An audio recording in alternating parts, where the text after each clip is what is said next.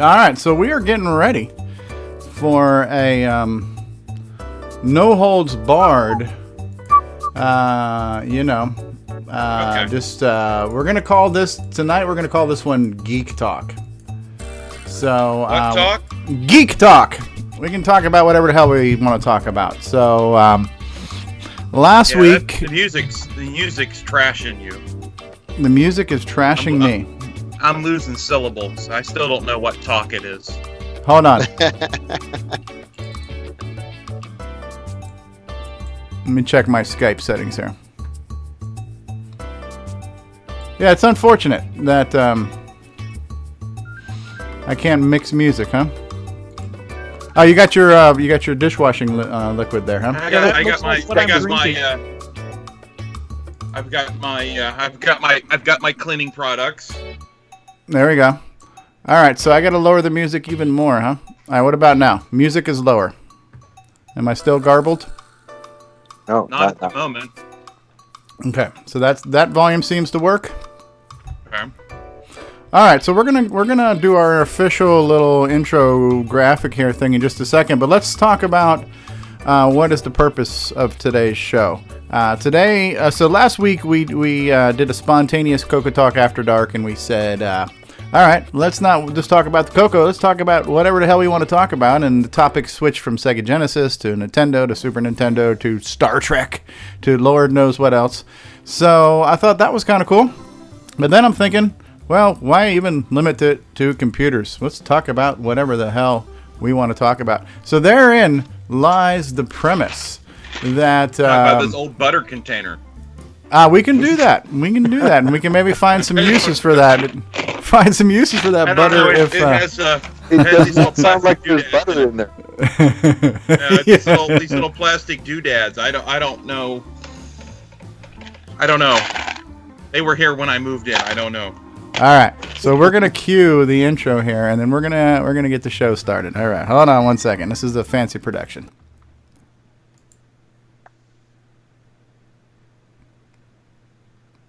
Or maybe not. Maybe it's not a fancy production. Let's try this. We'll do it live in 3, 2.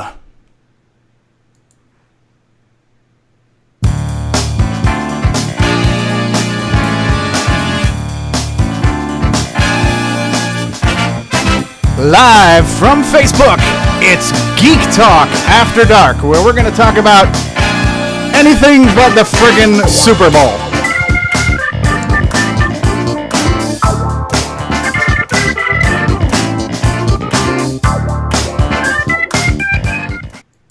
Oh yeah, liking that funky groove. Yeah, Curtis is here. Hey Curtis, how's it going, eh? Yeah, because I think I've made you a administrator of my page, so if you post on my page, you will show up as CoCoTALK. All right, so we are officially live. We are officially on the air, and we are now welcome to Geek Talk because, I don't even want to call it Retro Talk because we don't even have to talk about computers. Last week, we talked about all kinds of crap, and it appeared to me something that I think we already knew. But you get a bunch of us guys together, and we can probably talk about just about anything. And we could probably talk for probably freaking forever. So I think at midnight I had to put the brakes on the show. So we're here. We're starting an hour early. It is 8 p.m. Eastern time in the U.S. of A. And let's go around the room and let's see who we got with us here. We have a dude holding an axe. And I believe that dude is I believe that dude is none other than Paul Thayer, world famous video game designer, author of Elevator Action Man, Dude Something, and Timberman, and whatever the hell he's working on now. Paul Thayer, how the hell are you? Welcome to the program. And maybe not. Yes, okay. Also holding up an axe, Alan Huffman of Sub-Etha Software. That is a nice looking axe there, Alan. Greetings from Des Moines, Iowa, where Interstate 35 meets Interstate 80. From Des Moines and from the great white north and oh Canada, we have the lovely, the talented, the one, the only, Bill friggin' Noble. How are you, Bill? Pretty good. It's freezing here right now, but Freezing here. Oh. I got so cold today I had to put on my fuzzy flip-flops. So, just to give you an idea. And, and from somewhere in a penitentiary near you, but I think you're in Ohio, right, Jason, the CoCo Man? Yes, Ohio. Barely in Ohio. Barely in Ohio. So Jason, the CoCo Man Reichert, winner of the Forest of Doom's Chalice of Bravery mug. First dude to get 375 chops in Timberman and unlock all of the characters. Just all around awesome dude. How's it going, Jason, eh? Going pretty good. I am completely unprepared.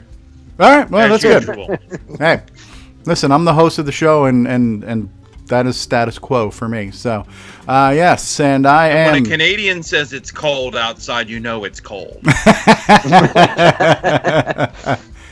Since we are in the after dark mode and we are in a censor-free mode, we can go ahead and use the old cliche of colder than a witch's tit and a brass bra doing push-ups in the snow. If you'd like. Yeah, whatever floats your boat. But, yeah. So, I am the host of this train wreck waiting to happen here. I'm the original gamer, Stevie Stroh. I don't call myself the good gamer or the awesome gamer. You might call me the lame gamer, but I'm a dude who plays video games on YouTube and hosts a weekly talk show with most of these guys, and we usually talk about the Tandy Color computer, but we have a lot of interests. We'll talk about all kinds of crap. So it's Friday night, guys. It's Friday night. Lock up the dogs, hide the women, grab the alcohol, and open your tub of butter because it's time to get loose. What's going on, everybody? How was our week? Everybody have a good week? Long. so far. Yeah. Anything cool and geeky happened this week? See a new movie? I got stuff. You got stuff. Alan Huffman's always got stuff. What are you working on this time? Alan always gets stuff. Brain transplant technology? Okay. So the first stuff is a serial cable because I have probably 12 of these somewhere in the basement in storage tubs. So now I'll have 13. That's good. We also have this one's fun. This is a ESP32 chip, which does both Wi-Fi and Bluetooth. And so that's going to be fun. This one actually sent me documentation on what all the pins are, so that'll be good. Okay. So that'll mean one thing could hook up to the color computer or any other computer and do both Bluetooth and Wi-Fi. And then this thing is for CoCoFest, Steve. What is it? Well, this is a little tripod adapter. Is this for your 360-degree camera? Yeah. Yeah, the 360-degree camera will not plug into a tripod and give me access to power it. So this is a little extender you put at the bottom, and then I can plug it up, plug in the USB cable, and live stream 360-degree video. So we'll try that this year. That'll be cool. And then so are you gonna pick up the mantle of live streaming since I probably won't make it? No, I'll just set it in the corner, and people can look in whatever direction they want. Okay. You can be like Boise and sit in the corner and watch. Yep. And then here's the last. This is from all the way from England. England, the jolly UK. Yes, I don't even know how much it costs because of exchange rates and currency conversions. But this is something that I can't get open because it's some kind of weird sealed package I've never seen before. You like triple tape, like Stevie's package from Australia. Is it containing SARS or by any chance? There you go. So this is exciting. These little things here, which I can't see because they're bubble wrapped. These are, it's a $4 chip that takes USB and turns it into serial, so you can hook it up to these little microprocessors. Mm-hmm. And one of them is pre-configured for a mouse, one of them's pre-configured for a keyboard, and I think the other one is a joystick, but you can switch them out. This will let, like the thing David Ladd's been working on, use a modern USB mouse or build a modern USB keyboard to work with a color computer or something. So More stuff to get ready for CoCo Fest. That's what I got. You got projects out the wazoo. Let's say hi to some people who have joined us in the live stream here on Facebook Live. Brian Joyce has joined us from Australia. L. Curtis Boyle, John W. Linville. This Week in Geek, Alan Huffman has joined. Thomas C. is here. Tom C. Ken Reichert is here. Can Make It is here.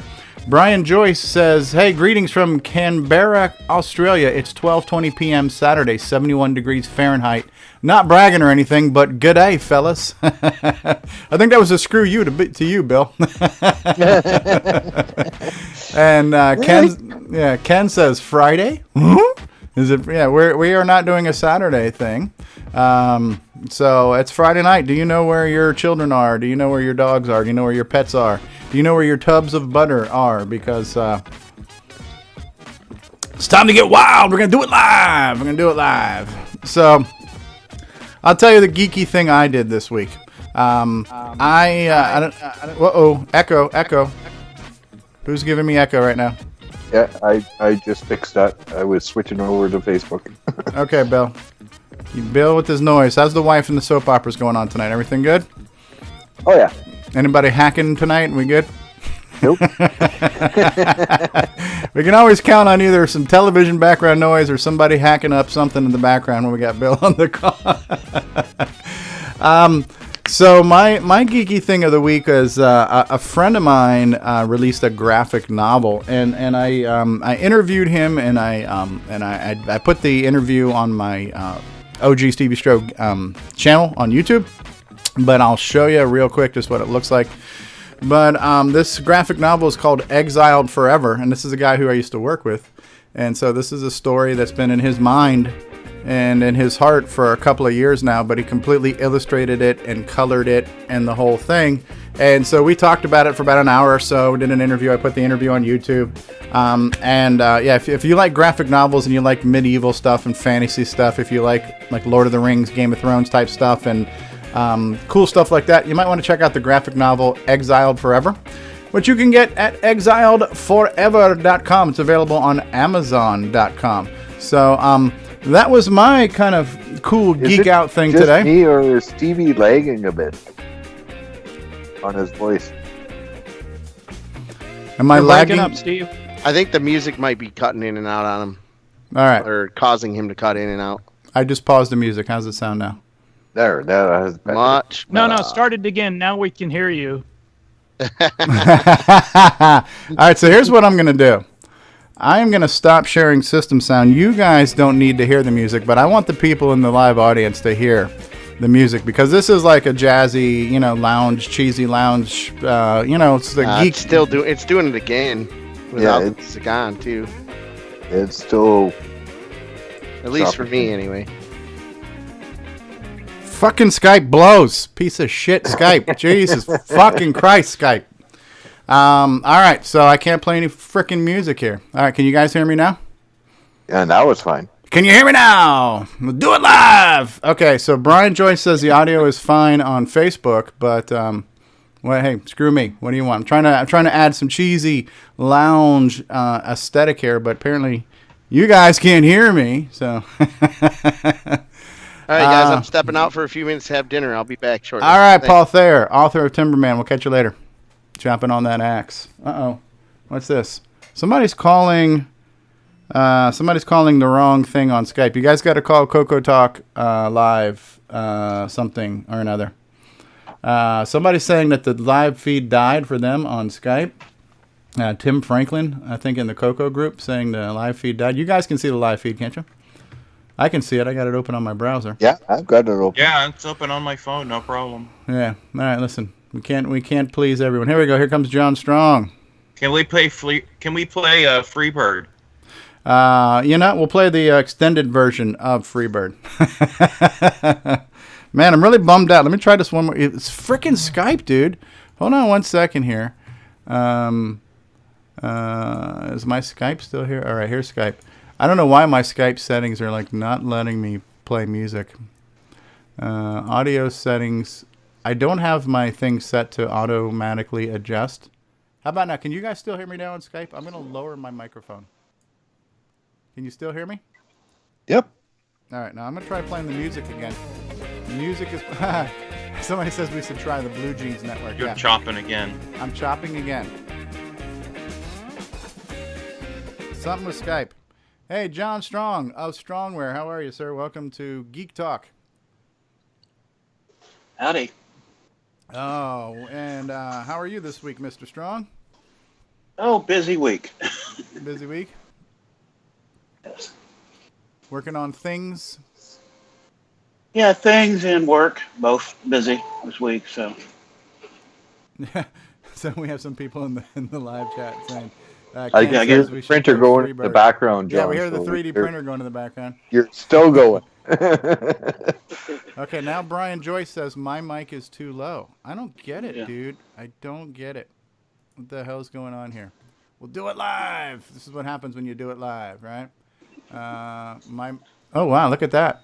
My microphone level. Oh, maybe Skype was screwing with my mic because, yeah, my microphone level got down to like 60. Can you guys still hear me? Yep. Yep.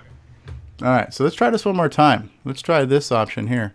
Let's go to audio settings. I've got my volume on max. You guys can still hear me? Yeah. And Brian, thanks for letting me know. I just boosted my somehow maybe Skype lowered my Windows settings to 60%. All right, now we're playing the cheesy lounge music again. Am I breaking up for you guys?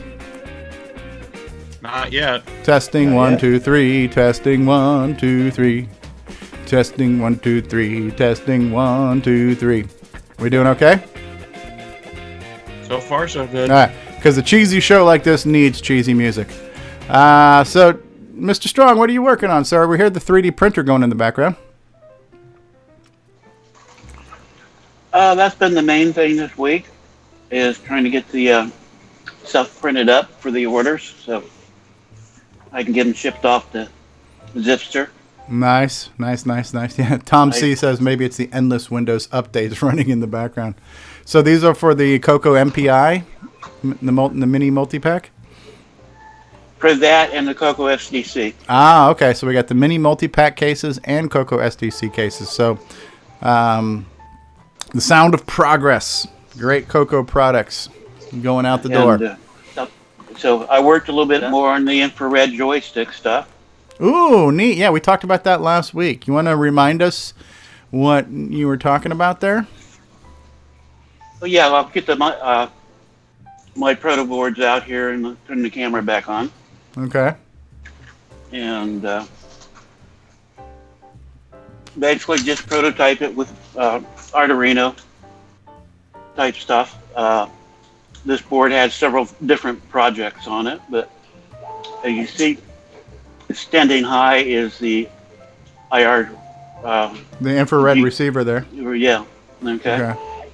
And so that has coded in it to receive from the Atari joystick. And I'll grab one of those. Brian, I'll ask your question in just a second. Okay, somebody said now that the stream kicked out. I have the stream open on my third screen to my left, and right now the stream is still live. We'll do it live! Brian says, tell us what you really think about Skype. Okay, so this is the wireless Atari controller that comes with that At Games Atari console, right? So the At Games Atari console, and it's got an infrared blaster on it, like an IR blaster, and you're working on a receiver to where you could then use that joystick on other systems like a CoCo or anything else, potentially, right? Right. Okay. So this is actually, you've seen a receiver version, prototype. And let's see, get over here to the camera. And you see the IR LED, that's actually a transmitter. That looks like what I had in my last colonoscopy. Nice. Okay. Yeah. TMI. Yes, too much TMI.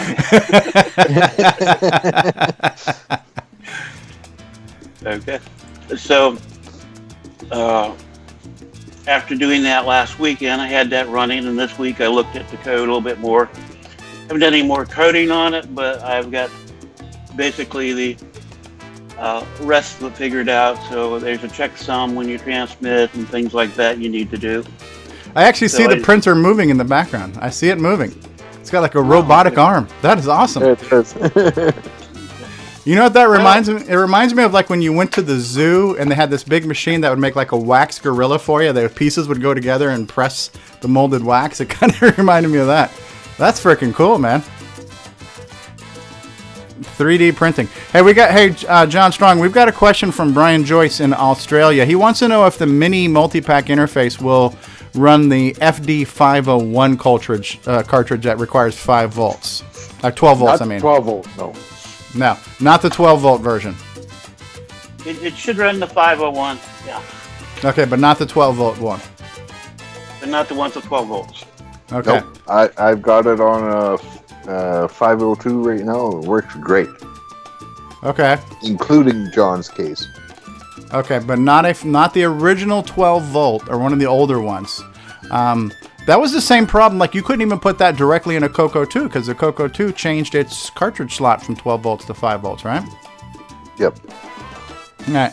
And I just want to say, anybody who's watching us live right now, if you'd like to join us on Skype, you can.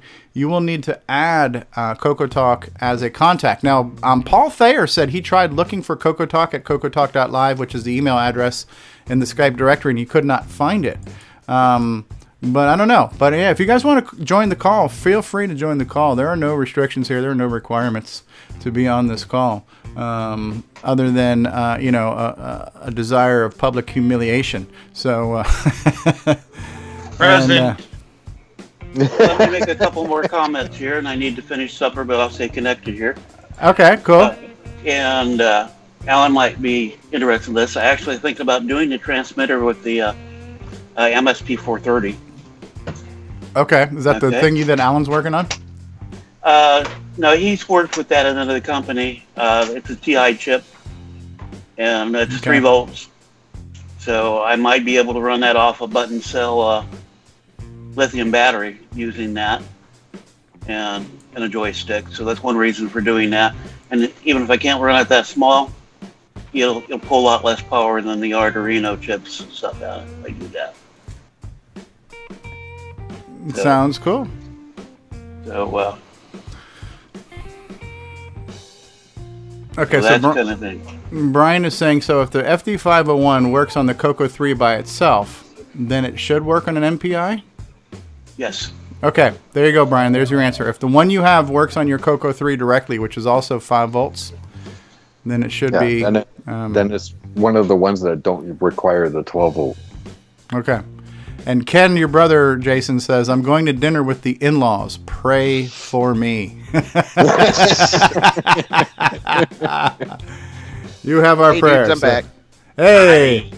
Paul Thayer is back. I think I'm going to refrain from comment. So, Paul, what I'm going to do right now is I'm going to plug your game since you're here. So anybody who's watching who maybe doesn't know about it, but I'm going to go big screen here for a second. So, on the call right now we have Paul Thayer, who is the author of a really cool new game for the Color Computer 3 called Timberman. And Timberman is a game based on a smartphone game. It's basically the same exact smartphone game that was produced by Digital Melody. But Paul Thayer has brought this to our Color Computer 3, and it's very cool. It's a very fun game. So not only can you get a very cool glossy manual for it, but it was also distributed on an SD card, or that's one of the ways you can get it. You can get the SD card. You can get a digital download. It's a couple different ways. But it's pretty cool that you can now buy like a CoCo game on an SD card and, just pop it in your CoCoSDC or transfer it to an emulator or whatever and fire it up. And it looks like somebody's firing up the CoCo Brothers Timberman game right now. Who's doing that? Is that you, Jason? Probably Jason. Yeah. So Jason, the guy we love to hate because he just kicks ass on everything he plays, apparently. What do you mean we love to hate? Well, I do. Okay, Grant Leedy. He makes snide remarks about all my stuff all the time. When who does? Who makes snide remarks? Jason. He makes snide remarks about my stuff all the time. I'm just joking. Uh-huh. You're muted, Jason. Yeah, but no. There we Oh, go. look Oh, at good fun. how do you Yeah, I do this know. now? I'm Look just at you. messing You got your face and your system on one thing, Yes, dude. That is awesome, dude. That's my new toy this week. I can do all kinds of fancy stuff now. Yeah, so here we are looking at the Timberman game. And if you want to see some raging, I've got a video of me trying to play Timberman on my YouTube channel and sucking horribly at it. Yeah. It can be a challenge, that's for sure. I got quite good at it, testing it a lot, though. Yeah.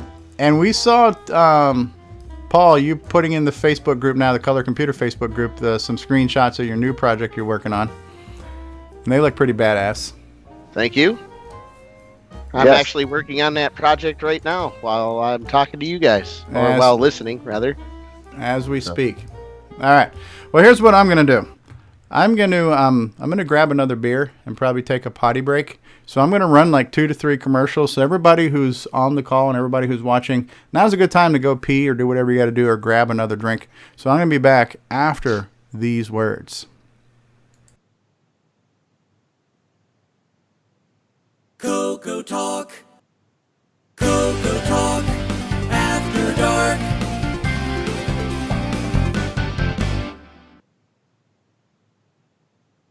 Hi, this is Mark Overholzer, and you're listening to CoCoTALK, the nation's leading weekly live talk show about the Tandy color computer.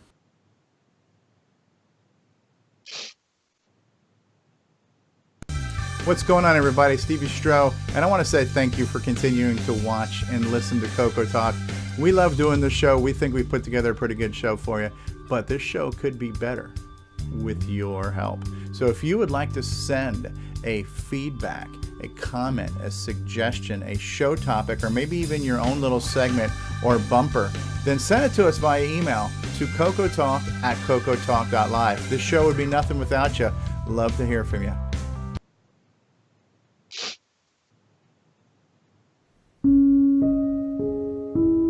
Every day, a color computer is abandoned or abused. They live in the dark recesses of garages, basements, storage sheds, barns, and attics, waiting for someone to help. Hi, I'm Helen Bleeding Heart.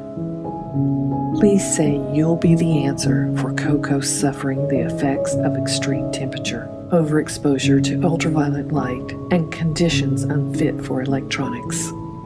These CoCos need your help. Please call 888-6883 or go online and join the Color Computer Preservation Society with a monthly gift right now. For just $18 a month, you can rescue CoCos from their abusive environments, provide repair of damaged parts, administer retro-bright treatments, and most of all, provide love. Call or sign up online in the next 30 minutes and we'll send you a photo of a CoCo being lovingly reconditioned by the CCPS. And you'll receive this beautiful tote bag that declares, I saved a CoCo. Yours for your generous, perpetual monthly gift. This is your chance to say, I won't sit by while a CoCo is wasting away. Please, won't you call or go online right now?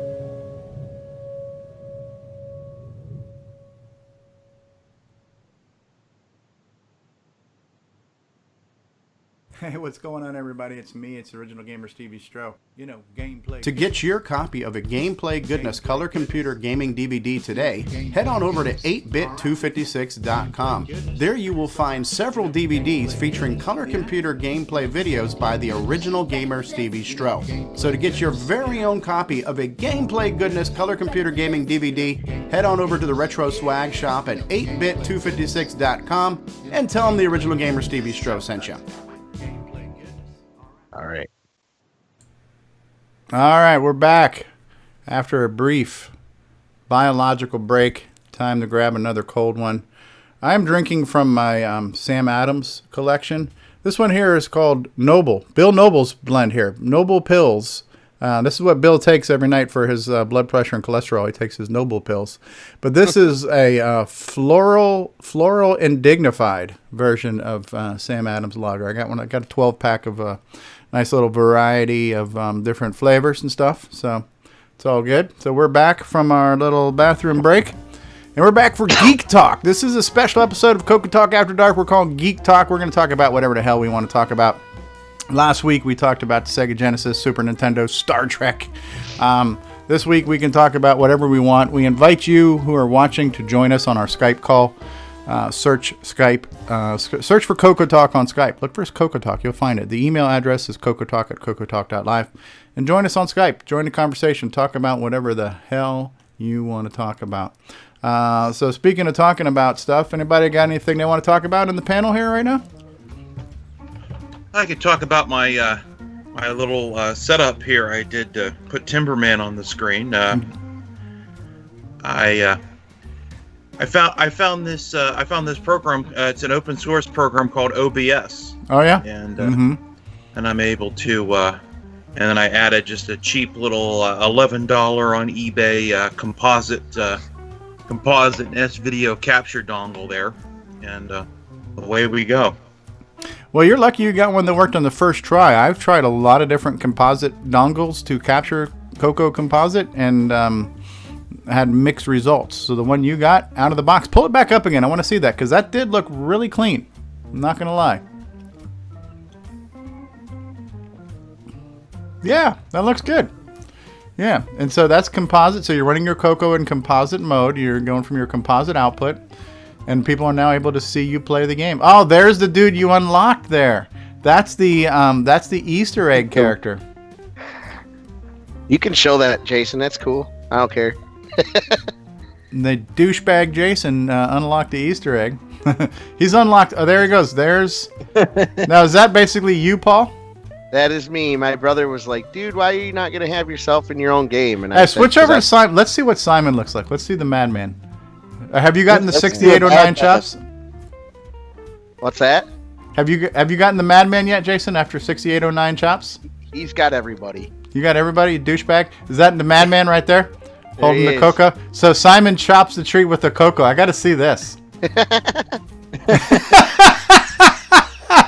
That is the funniest thing I've ever seen. He is chopping the tree with the CoCo.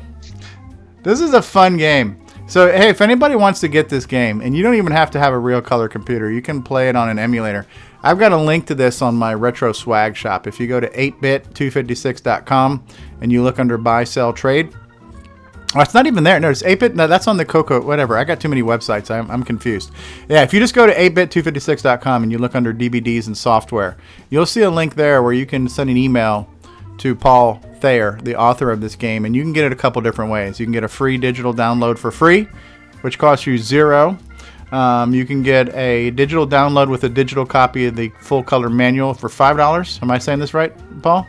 So far, so good, Steve. And then if you want the glossy, colored, printed, full package with the SD card with custom printed label, that's $20. So you can get this game a number of different ways. And if you don't have a CoCo 3, you can play it on an emulator. So it's paul.g.thayer@gmail.com. Did I get that part right, too? You got that part right, too. Look at my short-term memory doesn't suck as bad as I thought it did. And to keep it easy, let's go to my Retro Swag shop, 8bit256.com. There's a link there to contact Paul.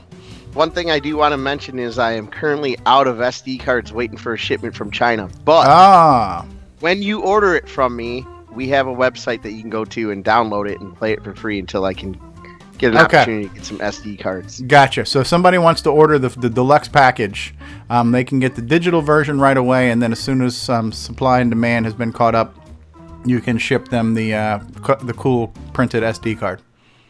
That is correct. Yes. Very, very cool. Yeah, it's a good looking game. It's a fun game. And Thank you. What capture device did you end up getting, Jason?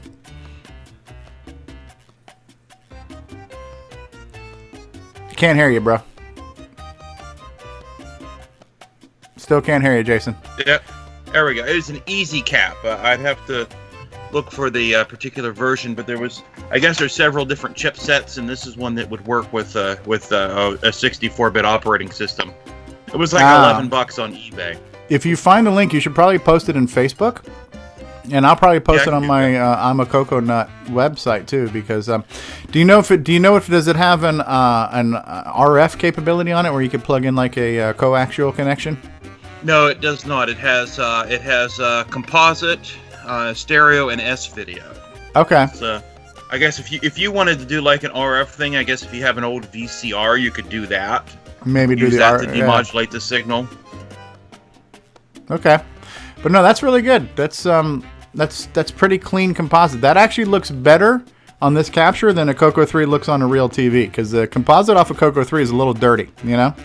It is, and yeah, I just got this today. I just fired it up, got it working in OBS, and a great website. You know, I saw that you're using a commercial product for what you're doing, and there's a great website called Alternative 2.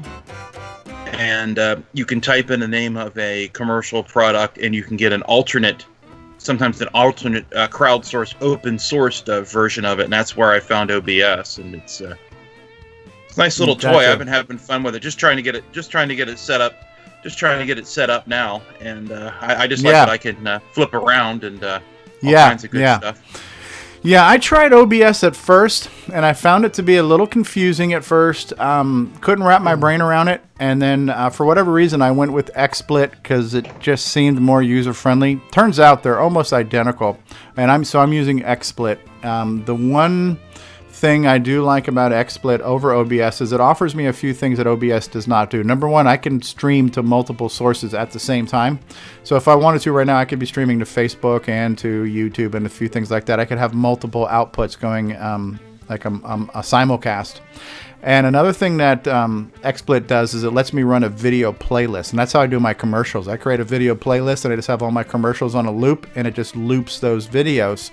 And it remembers where they are and it picks right back up. And OBS does not do that.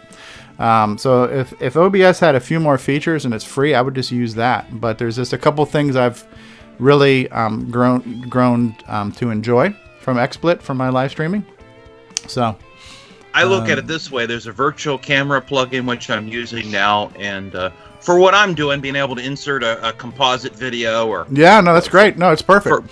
For a nice little Skype toy, it's great for me, and then I don't have the cost of XSplit. But yeah, I figured it's free. I'll try this one first, and so far so good. So because it shows up as a webcam in Skype, so even though you're playing your game, we can see, and that's kind of what I'm doing with XSplit too. Like my XSplit shows up as my webcam, so you guys are seeing the whole live stream. No, it's great. I actually had to download an additional plugin, but it was still free. There you go.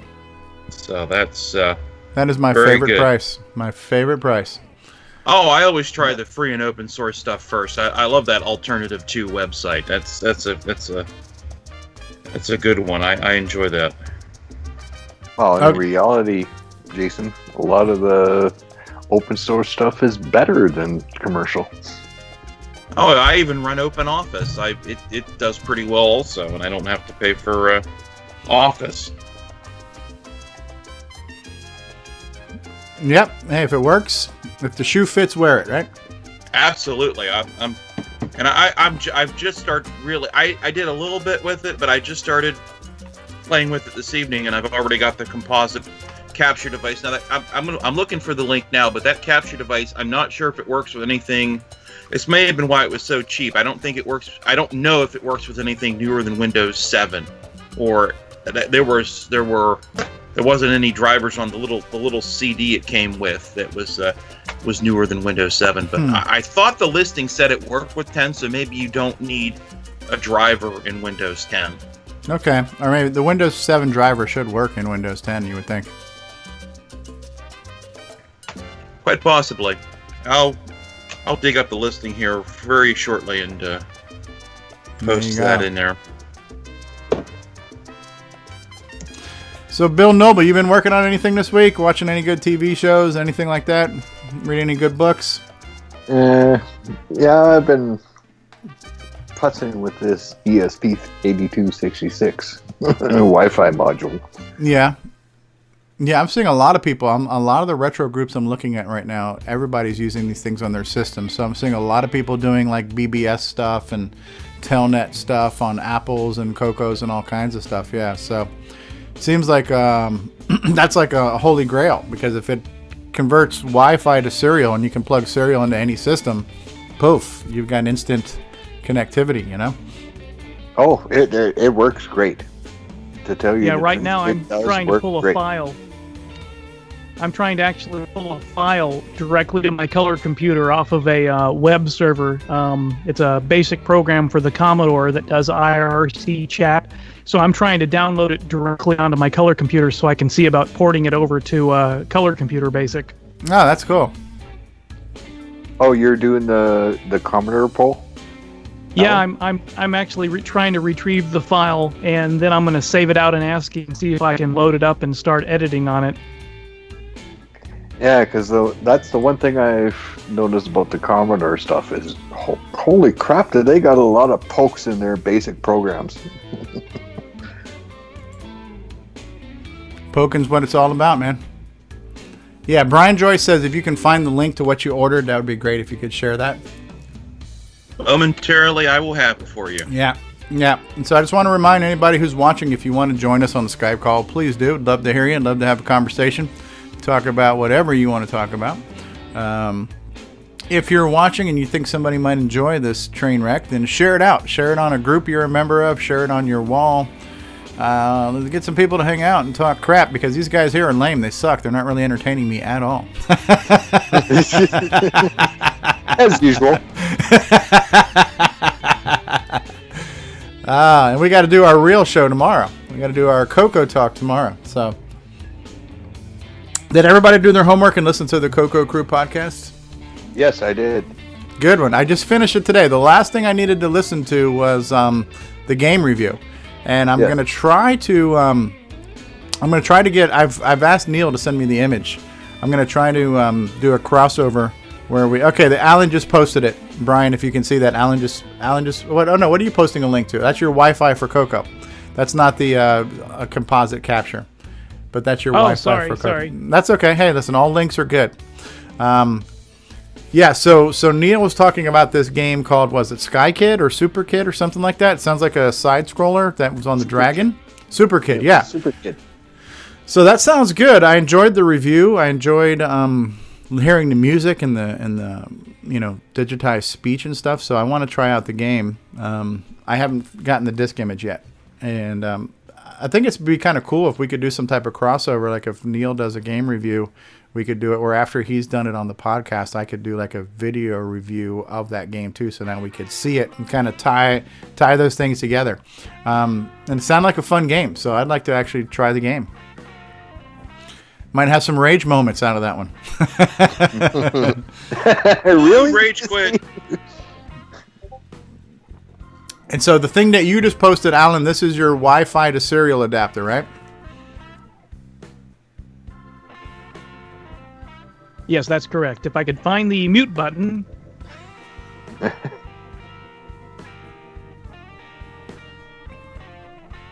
I love this jazz, like this bluesy, like this cheesy freaking. It's like, if I could listen to 70s porn music all day, I'd be a happy guy. Bow chicka wow wow. Ding ding ding ding ding ding. We're missing David Ladd. It just doesn't feel like a show without Sir David Ladd, you know? He's the anchor.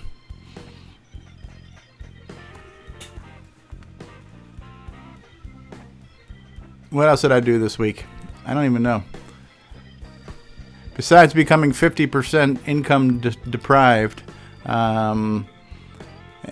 I read a graphic novel, interviewed a friend of mine, did a video. Oh, I did another video this week. I did Castle Guard. Not the greatest game release for the CoCo, but, I'm going through the cartridges alphabetical. So I'm in the C's right now. Hopefully I'll get to Clowns and Balloons soon, because that's a fun game. Okay, Jason just posted the link here. The Genuine Easy Cap DC60. I'm going to click on that link and see where that goes. Okay, that's from eBay. Genuine DC USB 2.0 Audio Video Capture USA Easy Cap for Windows 7, 8, and 10. And the retail price is $10.95. What a bargain! Yeah. So you got a home run out of the park, because I ordered a variety of USB capture devices before I found one that could get a CoCo. The CoCo outputs is very non-standard, non-conformant. It worked great on my modified Korean CoCo 2 also, that's modified for composite. That's what I initially tested it on. Ah, nice. There you go. And you get the artifact colors and everything else too? Oh, yeah, absolutely. Yeah. Okay, and Brian Joyce says, sold. Thanks, CoCo man. Yeah, nice link. Happy to do so. That's great. $11.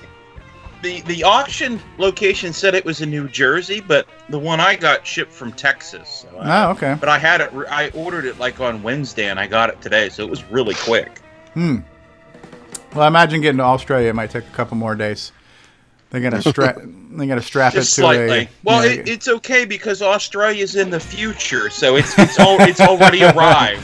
Yeah. So I hope you enjoy it, Brian. It's already there. They got to strap it to the back of a pterodactyl flying around the ocean, and then drop it off, put it on the back of a kangaroo, It'll be delivered by Wallaby.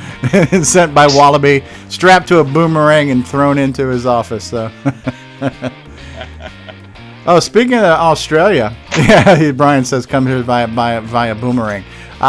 They're making a Crocodile Dundee movie where... what is it name? Oh, you're breaking up, Steve. Am I breaking up? Testing 1, 2, 3. Oh, now we're That's good. better. Well, I just paused. Yeah, the there music. was like no low end. It was all high end, and it just kept popping out. I want to rock. There's my high end. So they're making a Crocodile Dundee, the son of Crocodile Dundee, or something like that. Have you guys seen the commercial for that? I don't think it's Danny O'Brien or whatever his name is playing the son of Mick Dundee. So it's obviously a comedy. Yeah. Do you want a spoiler about that? Yeah, because I'm probably not going to see it in the theater. So sure. It's apparently a hoax. It's going to be revealed during the Super Bowl that it's just a tourism promotion video for Australia. Yeah, I went in there. I just went in trying to find out about it to see if Paul Hogan was going to have a cameo in it, and he wasn't listed. And I dug into it, and I found a whole bunch of websites speculating that there's no movie, there were no filming permits, and gosh darn it, the what's his name from the superhero movies happens to be the tourism spokesperson for Australia right now, and he's the one that meets him when he gets off the bus and welcomes him to Australia. So good for them. Okay. We need Nick here. He could probably tell us. He probably knows because he's there, right? Yeah, I mean, Australia, the entire country is like basically somebody's backyard, so everybody knows everybody, right? So there we go. There's Jason the CoCo Man playing Sailor Man, our Popeye clone on the CoCo. So this is on a CoCo 2 or is this on a CoCo 3, Jason? This is on a CoCo 3. Okay, so this is still off the CoCo 3 composite, but this is showing that we're getting artifact colors on this. And the USB doohickey that I have does a similar thing where you see the vertical scan lines for the artifacting. And I found it to be a little bit annoying at first, but there's something very, analogous about it. Something very, very retro about it. So, it looks good. I'm not sure if it would look different on the CoCo 2. I'd have to dig it out again. I really didn't take that close of a look, but probably not. The composite output on this is but it's clean. It's very clean. There's no static or anything like that, so it's a real clean composite. Yeah, so for $10-11, that's a good little product there. I might get one as a backup. Yeah, good on you, mate. So yeah, good retro. I don't have any sound. Goodness. I don't have any sound yet, but I haven't figured that out yet. But so the Crocodile Dundee movie is going to be a hoax, huh? That kind of sucks. I wasn't going to see it anyways, but it would just be nice to know it's out there. I would have caught it on video for sure. Yeah. I tell you, the one I was really expecting to not like was the Jumanji remake. I went and saw it with my daughter, my teenage daughter, and I thought it was going to suck. I'm like, oh man, you can't take this movie and turn it into an over-the-top slapstick comedy. It had comedy elements, but there was a little bit of seriousness to the original Jumanji, and it's like, it's an 80s Holy Grail movie. got rest his soul. You know, Robin Williams is no longer with us. This is sacred ground. You don't want to tamper with, but I think they pulled it off very well. The remake of Jumanji, I liked it. That wasn't any type of real game system they used, was it? No, it was a fictitious game system. So Brian Joyce says it's a big backyard. Nick and I are in different time zones at the moment. Oh, look at this! He's done a great score. I don't know. That's kind of gibbered up there. It's all gibbered. You think gibbered? Is that a word? All gibbered up. Look at it's all gibbered. It's all gibbered up. You have done a great score. Player 1, Yo Player 1S Will Entry and Hall of it's all garbled. Did you get the Chinese knockoff of this game? This is when it was on the SDC. I don't know. I have to find I'll see if I can find another one. That one's all messed up. But it looks good. The output's clean. Looks like David. I can't beat it for $11 shipped. Yeah. Absolutely. That's good stuff. Looks like David Ladd coming out of the shower, just clean and pretty. Oh. Unnecessary.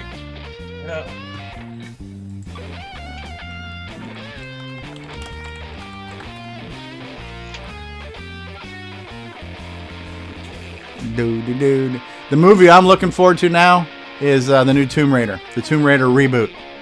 It looks good. Yes, I'm actually looking forward to that too. Yeah. Choose your color set. How many colors do you have there? Oh, this is the version that's patched for the CoCo 3, but I went ahead and told it to do the artifact colors, and they came out correctly. Oh, this one will fix them for you. I can run it on the RGB, but it doesn't look as good. It's just running it on a P mode 3 screen and then changing the palettes around. So yeah, it's okay, but it's not as good as the artifact version. Gotcha. Yeah, it looks good. It's nice and clean, man. Yeah, I can't beat it for that price. You just can't beat it. Not with a stick. I took a gamble and it worked, so I'll take it. Now if I can just get the audio working. Oh, was the audio coming through it right now as you're capturing it? The audio will come out locally on the computer if I have it hooked up, but it will not go through Skype. I had a test Skype account that I had on one of my other devices, and I could not get it to work. I got to read up on it. Did you click on the share system sound doohickey, the little plus thing?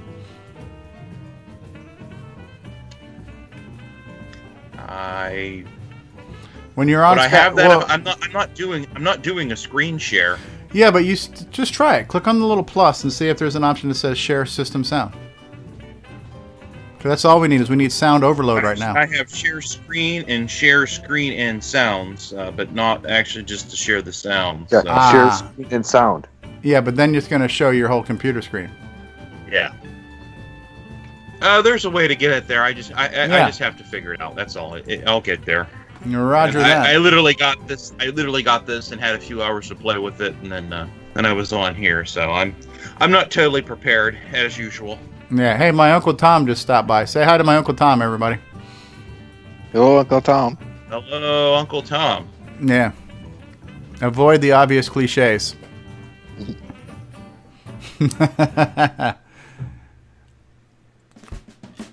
So I think I told you guys I got hooked on audiobooks. And so I listened to all of Ready Player One. Totally just ate that up. I binged that. That was like 20 hours. Best 20 hours of my life was binging Ready Player One. And then hey, Uncle Tom. And then I listened to Ernest Cline's second novel, which was called Armada, which was good, but not as good as Ready Player One. But it was good. Armada, you got it there. Did you like Armada?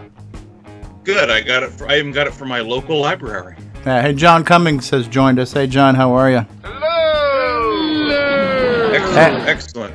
And, Wheaton's an excellent reader. I mean, it wasn't as good as Ready Player One. It wasn't as long, but it's about I think it's about 11 hours or so. It's still really good. I enjoyed the heck out of it. I did too. I enjoyed it, but it's kind of like, it's kind of like watching the new Star Wars. You could sit here and say, well, it's not as good as the original, but did it suck? It didn't suck. It was still entertaining. It was comfort food. Didn't suck. It didn't suck. I liked it. Yeah. The problem with Ready Player One is that that was his first novel, and he just freaking hit the ground and exploded. And that novel is a holy friggin' grail. I mean, everything in it is just perfection. It's hard to top that. I guess Ernest Cline's even from Ohio. Oh yeah. Yeah, I guess that's why that whole the hometown of in Ready Player One of the founder of that whole system there is in Ohio, Middletown or something. Somebody's asking, what the hell is this, book talk? Okay, John says I've listened to Ready Player One several times and I loved it. Yeah, it was good. Yeah, it's actually Geek Talk, so we're talking about whatever the hell we want to talk about. And if you don't like it, then get the hell out of here. We're talking about it because it's awesome. It's awesome. It's excellent. Yes. It's awesome. It's awesome, Steve. Are you staring at my headgear? Seriously. Let me go ahead and wipe my computer down now. There you go. I'm gonna need a paper towel here now. Yeah. And you got like 4 bottles of Windex there that you've been shooting up. So that's great. So say it, don't spray it. I asked for the news, not the weather. Yeah. So after listening to Ready Player One and then listening to Armada, which I enjoyed. And here's the best way to summarize Armada. It was basically the last Starfighter meets Starship Troopers. But good book, great premise. A little bit more modern and updated because Ready Player One is really focused on the 80s, where Armada is taking place in what we're assuming is the present day. But there's still a lot of 80s culture mixed into it. So the next audio book I listened to was a book that was called Off to Be the Wizard. I can't remember the author's name, but I'll look it up right now. I'll go to my Audible account. But it was a really cool premise. And the premise was, just imagine this. Imagine you figured out that the world we live in is a computer simulation. So you've discovered you're in the Matrix, right? So this guy hacks into this system, finds this text file that has information about him. He makes a change to the text file, like he changed his height. He instantly got taller. And he started to realize that this is controlling me, right? So he changed his height, and so he did the next obvious thing. I wonder what happened if I changed my bank balance, right? So he changes his bank balance, hits saved, looks on his phone, checks his bank balance, and poof, he's got more money in the bank. And so that's kind of how the whole thing starts off, where he's realized, life as we know it is a computer simulation. So now I've hacked into the file where I can control reality to my making. And so that's kind of the premise there. I don't want to give anything away. But so the book is called Off to Be the Wizard. I'll tell you who the author is right now. I'm going to pull it up. And the guy who wrote it, who read it too, was pretty good. Like listening to Will Wheaton read Ready Player One, I was kind of spoiled because he did a really good job. I'm like, well, I wonder how good other people are, right? But this guy here, so the book is called Off to Be the Wizard. It's here. Let me just show you on my screen right here. Let me do a full screen. So the author is Scott Meyer. The guy who read it was called Luke Daniels, and he did a really good job doing a lot of different voices. And apparently this is a series. There's a whole series of these. And I think this was like $4 or $5 to buy, so it wasn't a lot of money. There was like 23 chapters, 10 hours, 11 hours. So it was a good listen. It was very bingeable. I really liked that. And so I'll probably listen to some more. But the next one I've got in my library right now that I downloaded is I've got Game of Thrones, Book 1, Unabridged. That's like, 80 hours of listening. So I got a lot of drive time ahead of me listening to Game of Thrones. And it's a British guy, and he's really good with his voices and stuff. So that'll be my next binge,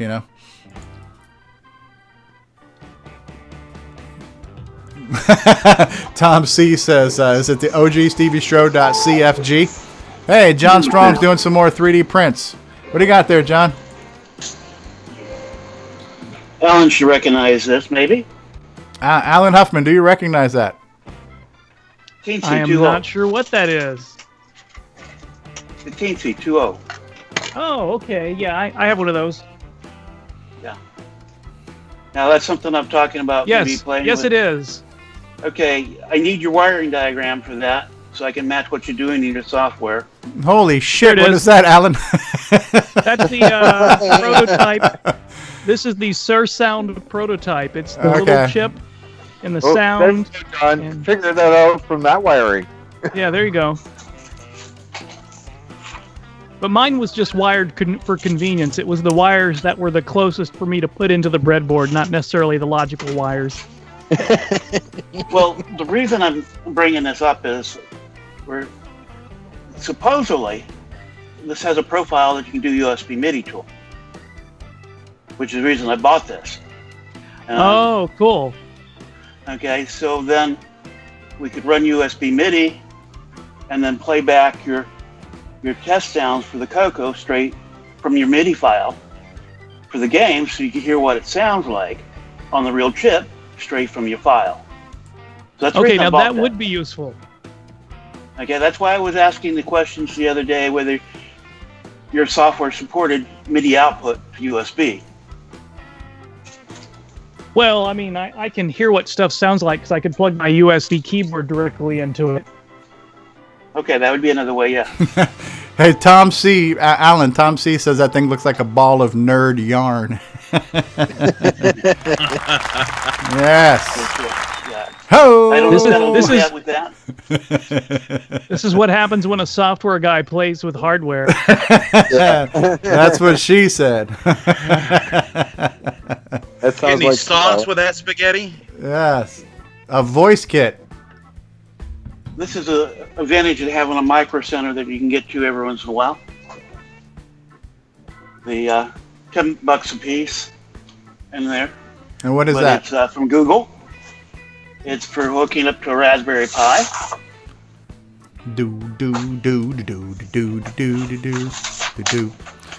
We're not connecting on a multifaceted emotional level tonight. When we look at our emoji meter right now, we've got 6 likes. Nobody loves us. Nobody's ha-ha'd. Nobody's been wowed. Nobody's sad. Nobody's angry. So we got to work harder to piss some people off. And speaking of pissing people off, ladies and gentlemen, it's Grant Leedy. What do you got there, John Strong? So you get a plug-in board, a hat that goes on the Raspberry Pi. Oh, neato. Okay, microphone board, speaker. Wow. Cardboard box. This is like a Radio Shack electronics kit that we got going on here. So it actually allows you to connect to Google Voice and experiment with it. Hey, Google Voice, why does Siri suck? On top of the board, it actually has some driver stuff. You can drive servos off the hat. The hat is what they call the add-on boards for the Raspberry Pi. Nice. And Arduino calls them the shields. The hat usually has some memory code on it to help drive it too. Not always. May have a EEPROM with some code on it. May and may not. Shields are for the Arduino. They call different boards call them different things, just to keep it with it. But it has some server drivers. You can do that. I2C. And different things like that. So it looks like an interesting little project. And only like $10. Neat. You know, in the store, I think it's list price is like $30. It's to the point now where electronics are cheaper than Russian brides.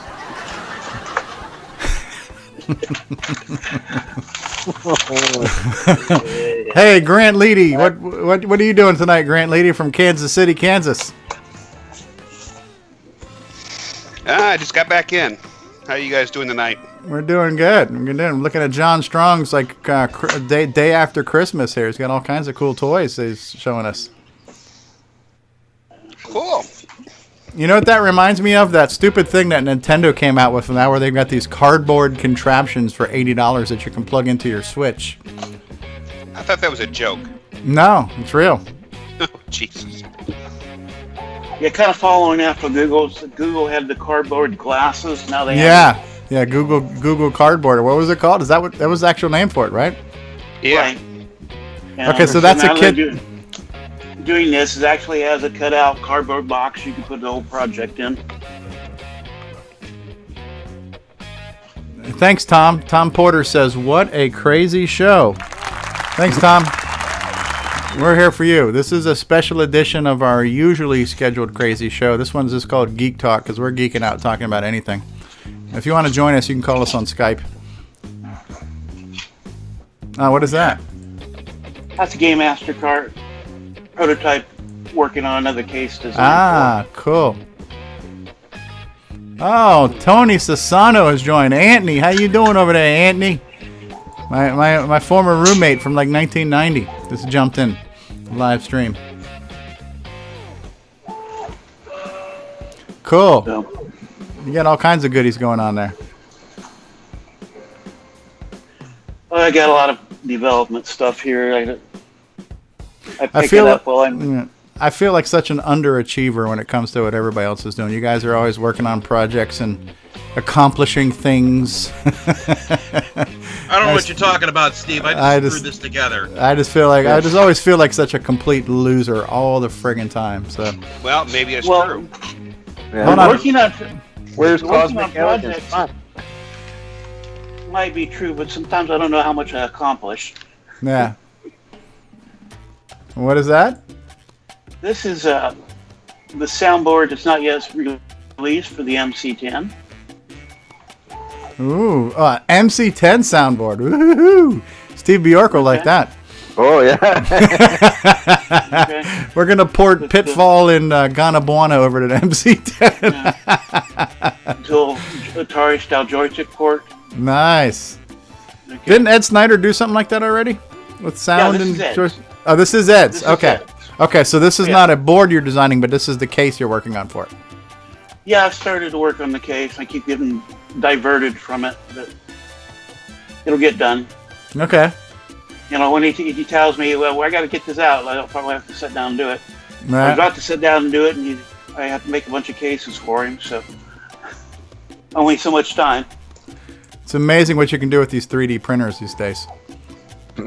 Well, they are doing some really crazy things on some of the higher end ones. Yeah. Mark Forged has some very interesting machines. They do a 3D print and they can do a fiber reinforcement at the same time.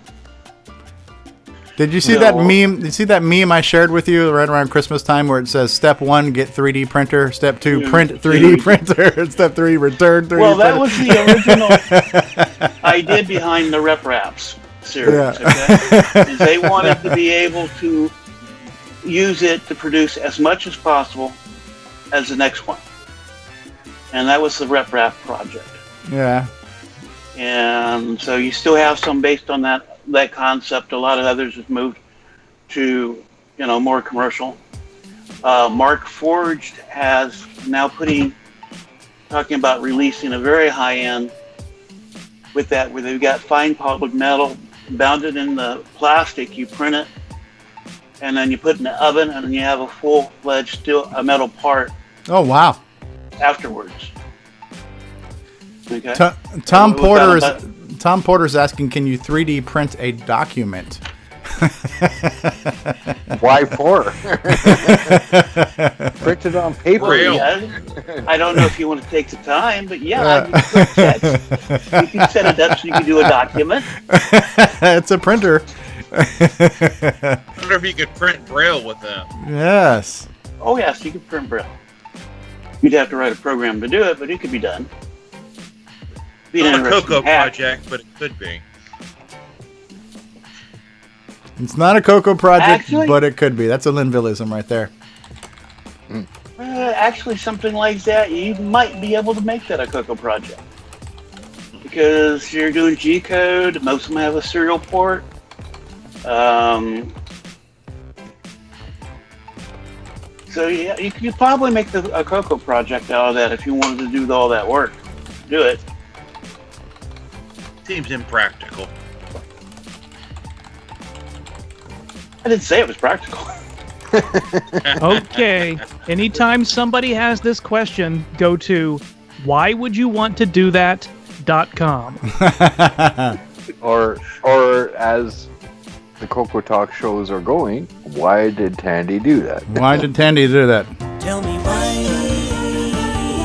did Tandy do that? Now I like it. You know, we can't hear the music on Skype, so when Steve starts bobbing his head, it's even more. Oh, am I funny. not sure? Am I not sharing the sound anymore? I'm not sharing the sound with you guys, huh? No, you Okay. keep cutting out Not when on you do Skype, that. no. Yeah. I'm still cutting out? No. When you were sharing the music, you were cutting out, but no. Okay. It's just weird. You're moving around, and we don't hear any music. Yeah, that was the why did Tandy do funny. that?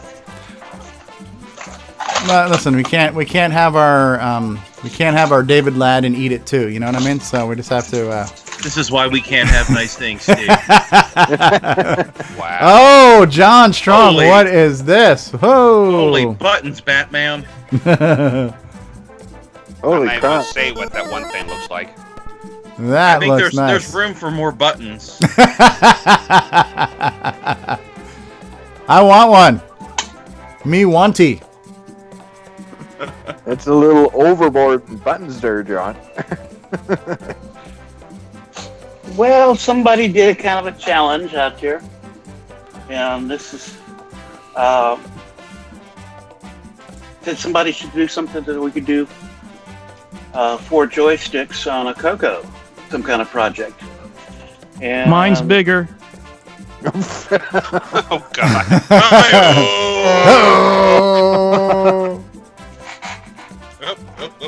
It's the battle of the sticks. Who's got the biggest joystick? Who's got the most Yeah, buttons? I'm right behind you. I've got enough arcade parts. I'm gonna populate this and try to get it plugged up at the show too. It's not how big your joystick is; it's how you use it. It's how you use it. the other one's not other stuff's not handy, but so I got to thinking and thought, well, okay, yeah, you can do that. It actually requires no extra hardware, and to do it requires no extra hardware to the CoCo. You just do the joystick special, and using a arcade style joystick, you could put 4 of them on a CoCo. That's insane. Okay. And probably could push it more than that. The other thing, using the same technique, you can actually do it so that you would use all the buttons, be able to read those on a CoCo. You'd have to have a special software driver that you're reading them, because it's not going to read it as a standard joystick board does.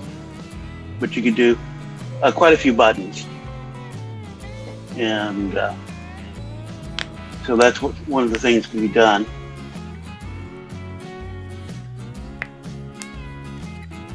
Very cool. So you've been a busy bee there, Mr. John Strong.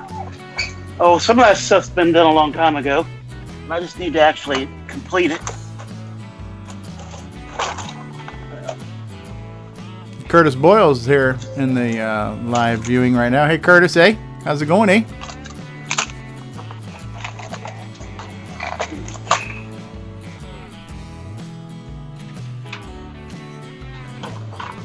Maybe not. And they just left. All right, we scared them away. Uh-oh, Coco Man, what are you doing? Oh, Coco Man's playing Bomb Threat down there now. Trying to. And Grant Leedy knows a thing or two about Bomb Threat. Curtis Boyle says installing a new router.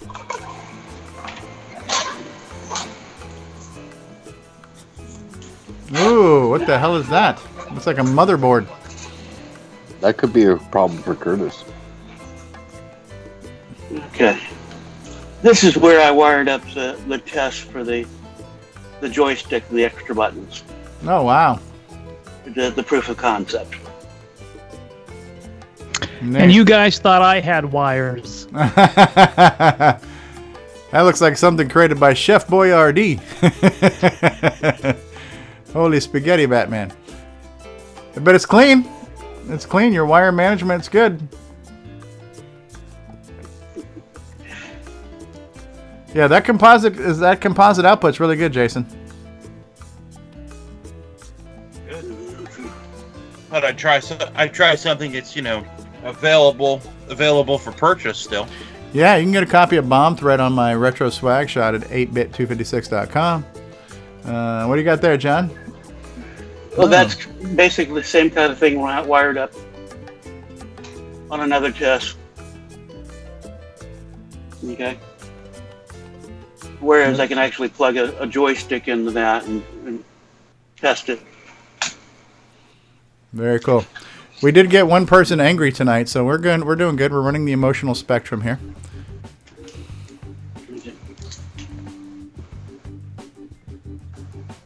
If you don't feel emotionally harmed, we haven't done our job. We have not done our job. Yes, yes, yes. All right.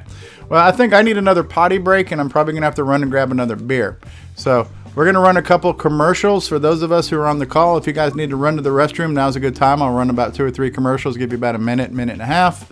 For those of you watching right now, this is the time where we are going to play some corporate sponsorships. And if you guys watching want to go run to the bathroom too, please do. We shall return in just a moment. But before we do, to play us out, CoCoTALK, CoCoTALK, After Dark. CoCoTALK, After Dark.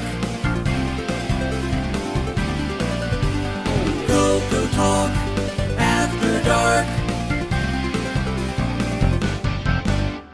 Hi, this is Dale Lear, designer of TRS-80 Color Baseball, and you're listening to CoCoTALK. Hi, I'm Mike Rowan, and you're watching the original gamer, Stevie Stroh. And when you're done watching, come over and listen to the CoCo Crew podcast. Hi, this is John Linville. And Neil Blanchard. We are the CoCo Crew. I hope you're enjoying watching Stevie Stroh play video games, especially the CoCo games. And when you're done with that, check out our podcast at CoCoCrew.org. What's going on, everybody? Original Gamer Stevie Stroh here, and if you're a fan of vintage computing and retro gaming, then you're going to love our retro swag shop at 8bit256.com. There you will find custom designs by Instagram artist Joel M. Adams. You can get I'm a Coconut, CoCoTALK, and other cool video game images on a t-shirt, coffee mug, or mouse pad. So if you love retro, then head on over to the retro swag shop at 8bit256.com today. Tell them the Original Gamer Stevie Stroh sent you.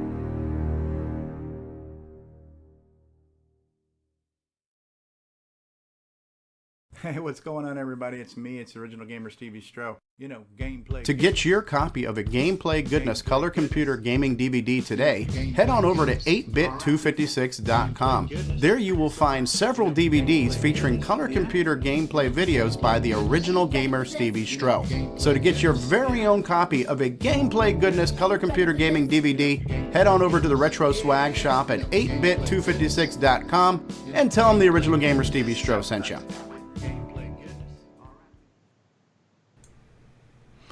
All right, and we are back. We're back with Geek Talk, a special edition of CoCoTALK After Dark, where we're going to talk about anything you want to talk about and everything you don't want to talk about. We're going to uncover all the uncomfortable truths in the world.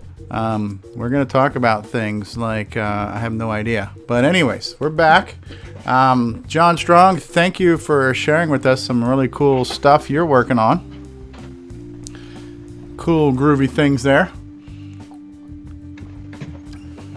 And for everybody who's watching us right now, thanks for being here. We're glad that you're here. If you are watching and you want to join us on the Skype call, you can do that. Search for CoCoTALK on Skype, add it as a contact, and then call CoCoTALK. You can join us. Also, if you're watching, share it out. Share it with your friends. And, you know, get a few people to watch this train wreck here before it goes completely off the rails. All aboard! Oh, God. It has already gone off the rails. Says Grant Leedy. Actually, I got a question for you guys. Go ahead, Bill Noble. How many of you guys know Philip Taylor? Philip who? Taylor. I do not. Negative, Ghost Rider. Yeah, he's been bugging me for the rib source code, and I'm not sure if I should do that. But Phil who now? What's the last name? Philip Taylor. Philip Taylor. I've seen him on the CoCo 3 FPGA mailing list. Mm-hmm. I'm not sure who he is, but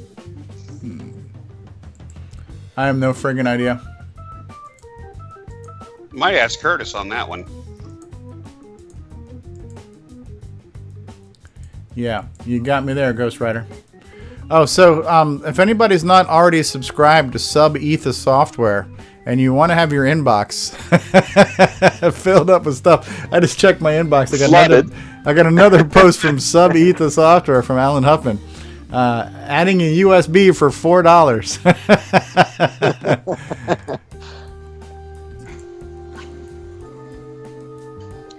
I'm in the process of trying to Telnet into my color computer, so if I get this working, I'll be all excited.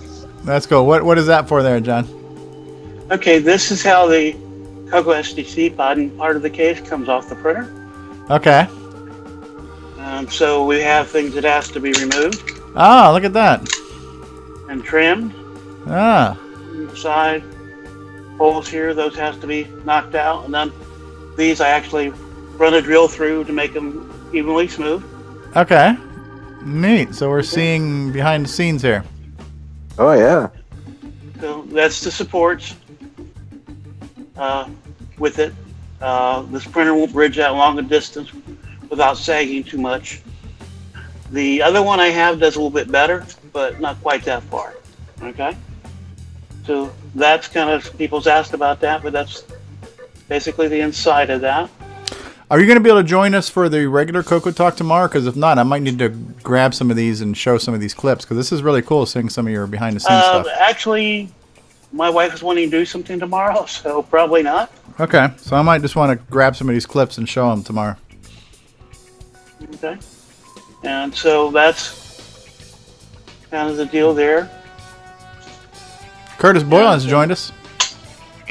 Briefly here, I'm some router stuff's working, some's not. My own email server's not communicating for some stupid reason. Again, Alan probably recognized that. If I can get it in the camera. There we go. That's a serial port? Yeah, it's a serial port. I've also got chips to build them up and connectors, so it can be built just straight for the CoCo connector. I've got some real-time clock chips here to play with, and a bunch of Raspberry Pis to hopefully I need a clock. I need a clock. I'm tired of typing in the time. Okay. Well, what I want to do is to make a board that combines. Oh, come on, Alan. Are you that lazy? And a real-time clock together. I reboot a lot. Okay.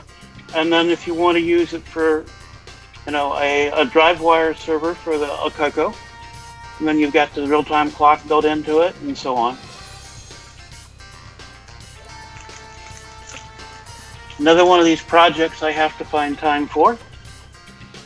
Is that a Wiimote? That's a Wiimote, yeah. Or nunchuck. A Wii nunchuck, huh? Okay, That's what she said. nunchucks use I2C. Okay. That looks like a FireWire connection almost. No, it's a Nintendo. Yeah, it looks probably through that camera. It probably does. A little kind of squarish. But that's controllable. Now this is a cheap clone, so I don't know whether it has the accelerometer in that. Some of them do, some of them doesn't. Okay. Depending on how cheap they got. Of course, if you buy the Nintendo ones, they do. Okay. And so you actually can get output for both the accelerometer and the joystick from these. And it has 2 buttons. And so I keep wanting to, and I haven't found time to take and interface this to the CoCo so you could have motion control joystick. And I need to ask Grant Leedy to refrain from all orifice references when it comes to this controller right now.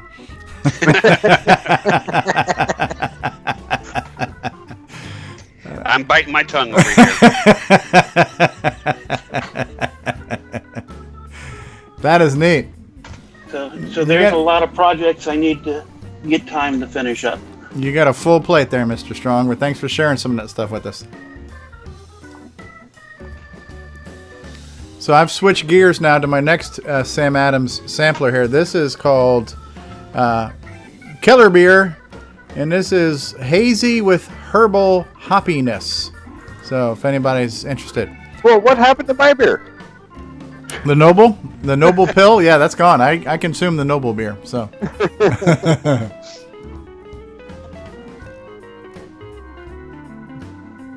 So what you been up to, Curtis Boyle? It's flipping router. Rooters, huh? Working with rooters? Yeah, I'm going to root the stupid thing pretty soon here. You going to get to the root of the problem? Yeah, the reason I called in was actually just to make sure that I could still do Skype for tomorrow, which seems to be working okay. Most of everything actually transitioned quite easily, but for some reason my mail server is claiming there's no SSL certificate anymore, so. Uh-oh. Where was your certificate? Was the certificate in the router, or is the certificate on the server, or? It should be on the server. What'd you do, buy a new one? Yeah, the old one was starting to flake out. Like it just suddenly just disconnected itself, and it was getting worse and worse. Clients were trying to upload stuff, and it would just crap out in the middle of it and stuff. And I'd have to shut it off and wait a couple minutes for it to cool off, and then turn it back on again. I'm getting to the point where I'm doing it 2 to 3 times a day. I got a new one. So you're doing like a lot of port forwarding and stuff into your internal services? Yeah, well, I've got the Mac OS X server hosting on here, so my email and my FTP and a bunch of other things, my web server. Actually, can you guys, one of you guys try to hit my web page, my games page, see if that works? Yeah, I'll try it real quick. Well, there's your problem right there, Curtis. You got a Mac on it. It's been running for 10 years there, so. I'm going to try it right now. Probably these stupid Intel chips with their dumb bugs. So the first thing you want to do if you want to get to one of Curtis Boyle's website is the easiest way to get there is to go to imacoconut.com. Shameful plug here. imacoconut.com. Then if you click on Curtis Boyle's CoCo lists, then we can get to Curtis Boyle's games and info page, for example. It's and one now of the I'm best trying pages out there. just See if about. it's working. Next to eBay and Pornhub, this is one of the best websites out there. So. Does your wife know about this? Yeah, right now it's looking like it's not making its way through. Okay, so that's another thing. I Site cannot be reached. lcurtisboyle.com took too long to respond. So what does the L stand for? I'd really like to know. Lord.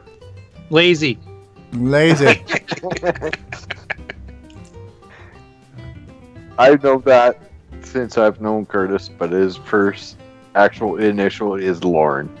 Yes. Like Lorne Michaels from the Saturday Night Live. Lorne Curtis Boyle.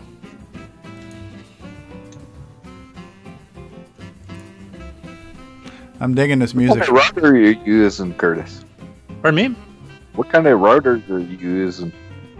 I got one of the new Tower Airport Extremes because it has that automatic reconfigure based on the old one, which I thought would make things easier. And for the most part, that worked because you just put the two next to each other, they talk to each other, and it transferred all the settings over. So my web stuff was instantly back up and running as far as going out.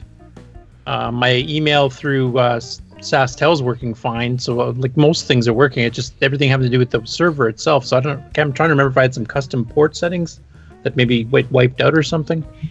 I bet that's what the problem is. Yeah, port 80's got to be forwarded. You know, you got to figure out what all your ports are. So port 80 for the web. If you're running, what are you running? IMAP or? And of course, I did that in 2009, so I got to try to remember all that crap. No.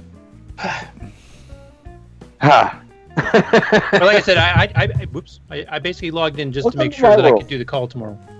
There you go. And that works. Yeah, because general services seem to be working. It's the specialized server ones that seem to be having the issue. Well, far out, man.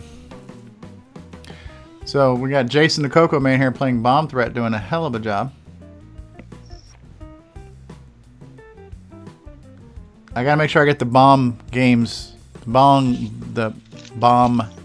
names correctly, right? So, John Strong's. I don't have the other one. Yeah, John Strong's was Bomb Threat. No, Bomb Squad, right? John's was Bomb Squad and Rick's is Bomb Threat. That's where I get confused.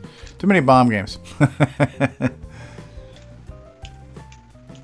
Yeah, Bomb Threat's a fun game. Absolutely. Yeah, it is. Especially when you're like Grant Leading, you find the kill screen.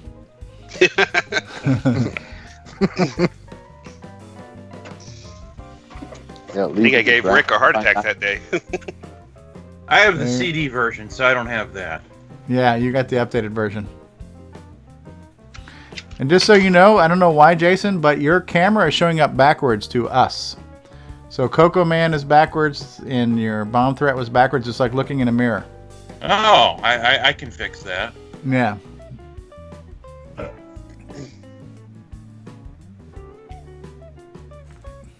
There we go. CoCo Man looks correctly now. CoCo Man's on the left.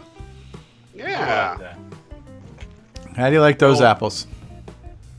Yeah, there's a horizontal flip option. I thought I had it right, but I'm so used to looking at myself backwards when I'm doing Skype, so I didn't notice it.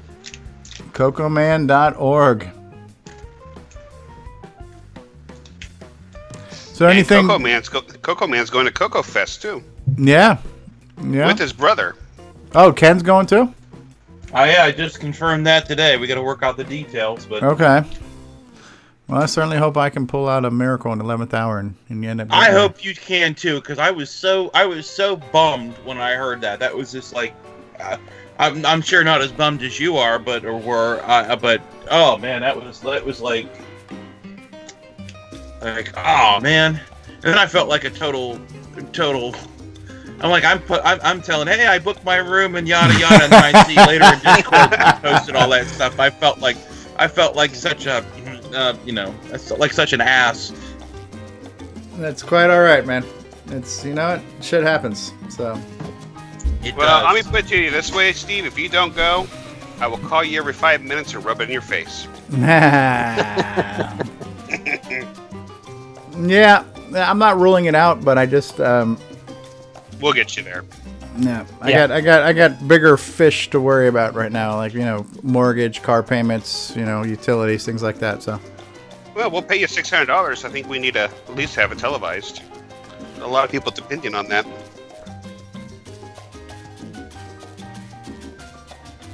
It's all good. It's all good. Oh. So did any of you guys get a chance to look at part of that interview with my buddy Matt, who did the graphic novel? Yep. Yep. Pretty interesting, huh? Yeah, it was. I liked the book when I got it. So it reminded me of Forest of Doom. You know, the fact that I got now 2 people I know are self-publishing books. You know, it's pretty cool. Yeah, I'll have to watch that tonight. It's really cool that we live in this time where people can design things and have circuit boards made, and you know, John Strong can 3D print things, and you know, people can. I got DVDs I've had made for me. T-shirts can be made. You know, all these different things. So there's all these services that can produce stuff for us, and that used to be the hardest part. You know, was the production and distribution. That's now basically been outsourced. You know, so all you gotta do is come up with an idea, come up with a design, and email it to somewhere, and you can have things shipped worldwide. It's pretty cool, especially when it comes to like having a book made and having it put on Amazon and stuff. That's pretty impressive, you know. There's a CoCoTALK theme by Bruce Moore. Love this theme.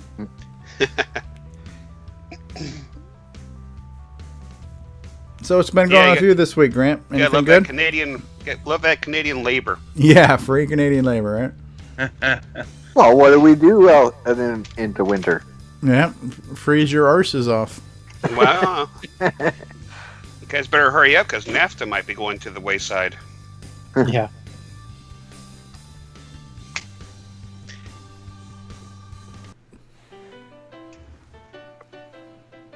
Then I'll be like Steve looking for employment.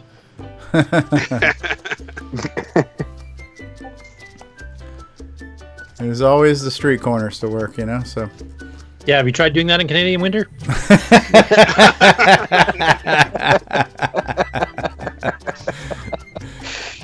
Yeah, you might have an innie instead of an outie. Oh. Grant brings down the thunder. At the very least, the intellectual level of this show. We need David, though. I did not want in my head. It doesn't feel like a show without David. Something's missing. That voice of reason. We don't ever have that. Brian Joyce has created another video thing that will be like a little promo clip for the next time we do a David Ladd segment. I'm not going to show it to you guys. I'm going to save it so it'll be a surprise. But the next time we've got David to show something off, Brian Joyce has produced a nice little intro clip for him. It's quite good. Is it based on his movie? No, it's different. But there might be, you know, I just want to give anything away. So, He's very talented. I'm just teasing the fact that it's there, and I can't wait to use it. Yes, we've got a couple of Myros in our group. You know, we've got like Bruce Moore and Brian Joyce and stuff. So, and Alan Huffman. So talented people. Unlike the rest of us schlubs. Uh-oh, what do we got here? Coco Man. That looks like a Datasoft game. Oh, I can't wait to play this. Clowns and Balloons. That's next on my list. But that's now reversed too. The level 1 is backwards on that. Have you gone through all the A's and B's for the cartridges already? I'm working on it. No, I'm on. I just did Castle Guard, so I'm on the C's. Right. So you've done all the A's and B's. I've done the ones I want to do. Oh, okay. Yeah, it's backwards though. The high score is printed backwards on the CoCo capture. Can you reverse that? Oh, that's weird. There's something more to this then. It's when I horizontal flip, I'm flipping everything. So you got so. So I need to flip the camera. I wonder if I can do that. Can you flip? I think I can. Flip between each other. Yeah, so now the game is right and your camera's backwards. Now they're both right. Oh, there we go. Ho! Steve, can I bug you for a second again? Sure. Try hitting my website again. All right, we're going to try to hit Curtis's website one more time. Hold on one second. Or hit it with a hammer. All right, so we're going to go over to lcurtisboyle.com. And I'm going to hit refresh. Oh, there it is. Oh, okay. So just to test it a little bit further, let's click on a link. And since you're playing Clowns and Balloons, let's click on the Clowns and Balloons link. Here is the Clowns and Balloons. And boom, it's coming through very quickly, Curtis. Oh, good. I think I figured out what's going on. They've added a new control panel in the main server here where you have to enable port forwarding for each service individually. And it defaults to all off. Oh, jeez. Okay. I guess probably for security reasons because Apple's really ramping up the security crap, but... Hey, Steve, you need to get that sound file of the adults from the Peanuts cartoons every time somebody spouts off technobabble like that. Like wah, wah, wah, wah, wah, wah,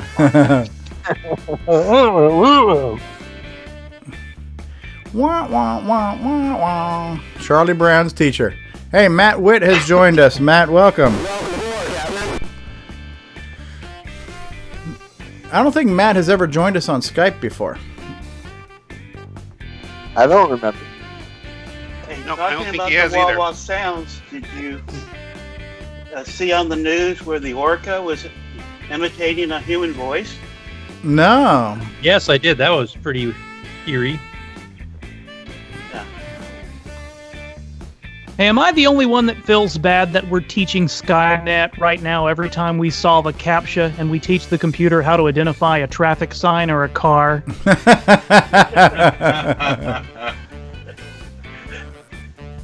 Matt Witt says, "Hola, amigos." Welcome, Matt Witt, to the Geek Talk After Dark.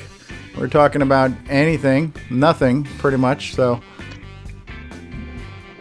Jason the Coco Man's playing Clowns and Balloons right now on his CoCo. Do do do do do do do do do do. So, Grant, have you done anything interesting this week? No, I have not. I've been recovering from the flu and everything this week. Everybody's been getting sick with that lately. We're gonna have to definitely show off the Dragon Dose soon. Yeah. We're gonna have to do that British invasion show pretty soon. Yes, the European invasion, sir. Yes, sir. Somebody's screwing around with something, making noise in the background. That'd be Alan. Alan Huffman. Nothing up my sleeves. So what's your plans now, Steve? My plans in general? Yeah. For yeah, what? you got a lot of free time now, so I was just wondering if you're going to do anything with it. Well, my first goal is to work at trying to find as much billable time as I can to pay my bills. So that's true. That's plan A. Everything else is secondary. Sounds like the 3D printer's running in the background there. He's printing up a T1000 unit right now, so. Cyberdyne Systems. How's the game coming along? I haven't touched it in a couple of weeks, so. But yeah, I do have to have more time. Like, my evenings are free now at least, so I will hopefully have more time to work on stuff like that. Did I just go through my entire playlist? Because the music has stopped. Awkward silence. Awkward. As I fix all my different scenes here now, with everything being the right direction. Yeah, no, it's good. It's good. So you're becoming an OBS master there. CoCo Man. CoCoMan.org.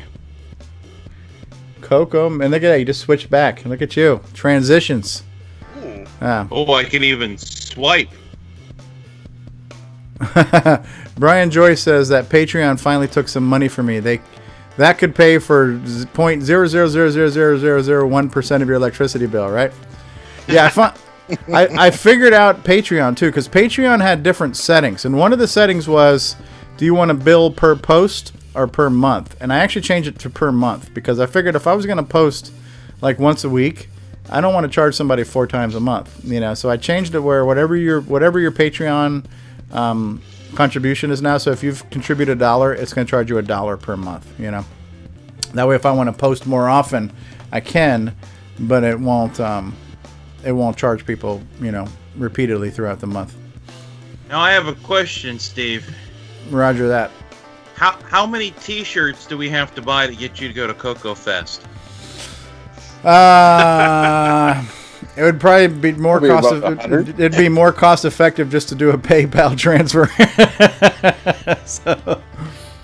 Yeah, we just need to know the dollar amount so we can do the GoFundMe. Yeah, nah, I'm not looking for charity. I gotta take care of what I gotta take care of, and hopefully I can still make. If I can survive, step 1 is survive. Step 2, if I can survive, CoCoFest won't be the challenge. But mortgage, car payments, electric, things like that. They're like my top priority right now. So. Well, I'll tell you what. You start selling some of that stuff behind you, I'll buy it. Listen, I'm not destitute just yet, right? So. Stevie, make sure I get a copy of your resume. A copy of my resume? Yes. I have to actually update it. I have not updated my resume in a long time because I haven't looked for an actual job in a long time. So. Well, I need to see what your skills get if it matches anything what we do here where I work at. Okay? Oh, that'd be cool. Okay. Well, that maybe not where I work at, who I work for. Right. Because I work out of the house. Oh, okay. I was gonna say if they have remote opportunities, that might be kind of cool. Yeah, Michigan would be kind of a long commute for you. Well, we're headquartered out of Houston, Texas, actually. That's still a long commute for Steve. Yeah, but we have people, a couple people in Florida. We have 5 or 6 here in Michigan. About a dozen in Texas. 2 or 3 in Minnesota, a couple in California, a few in a couple of Massachusetts, and I don't know where all else. I think one person from Pennsylvania. We've gotten a little bit of love on Facebook here, so we've gotten the angry went away. The angry turned from angry to love. Hey, Ron Delvaux has just joined us. Ron Delvaux! Oh, Timber. It's Timberman himself. Yes. Hey guys, I'm gonna take off. Thanks for having me. All right. Thanks for being here. Thanks for making Timberman. You're welcome. My night just keeps getting busier. People keep stopping by, so I've been pretty that's absent. Great. Anyway. That's awesome. We'll see you tomorrow. Okay, take care, man. Later.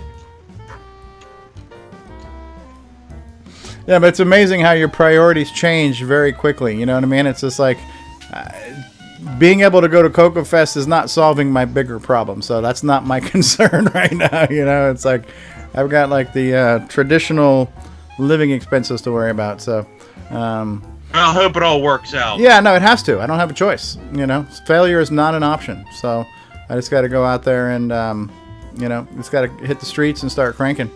So this is not the first time life has thrown me a curveball that I've had to deal with. So. Yeah, well, at least you're not in the boonies like I was, a previous time. Yeah. No place doing computers. Yeah, I mean, the benefit that I have is that wasn't my only job. You know, that was basically my second job, but it was roughly half of my income. You know, but all I got to do is I've already got my regular day job, my business, and I've got clients and I got people that know me, so I just got to go out there and get more work. You know, and now I got more time to do it. What the hell is that, Alan? Oh, is that an eye thing? This is an iPad. I have telnetted over my AT&T wireless connection into my color computer, and I am in BASIC using a remote terminal driver, and I've seen a syntax error. Ah. Cool. Well, I can't see the CoCo side of that. Somebody's asking, are we still up for tomorrow's CoCoTALK? Yes, tomorrow's CoCoTALK is usual time, 2 p.m. Eastern time. Same time, same channel. I figured we would talk about some of the things that we heard on the CoCo Crew podcast. We'd probably hopefully have another why did they do that question, and possibly other things to talk about tomorrow. That reminds me, has anybody seen that guy who's auctioning all that stuff off? The guy? They mentioned it on the CoCo Crew podcast. I mean, it's this huge lot of stuff. Oh, Bill Longtwist. Yeah, I believe that's who it was. Bill who? Yeah, he actually cleaned out his collection. Now, we're talking like a bunch of stuff. Yeah, he cleaned out a huge collection.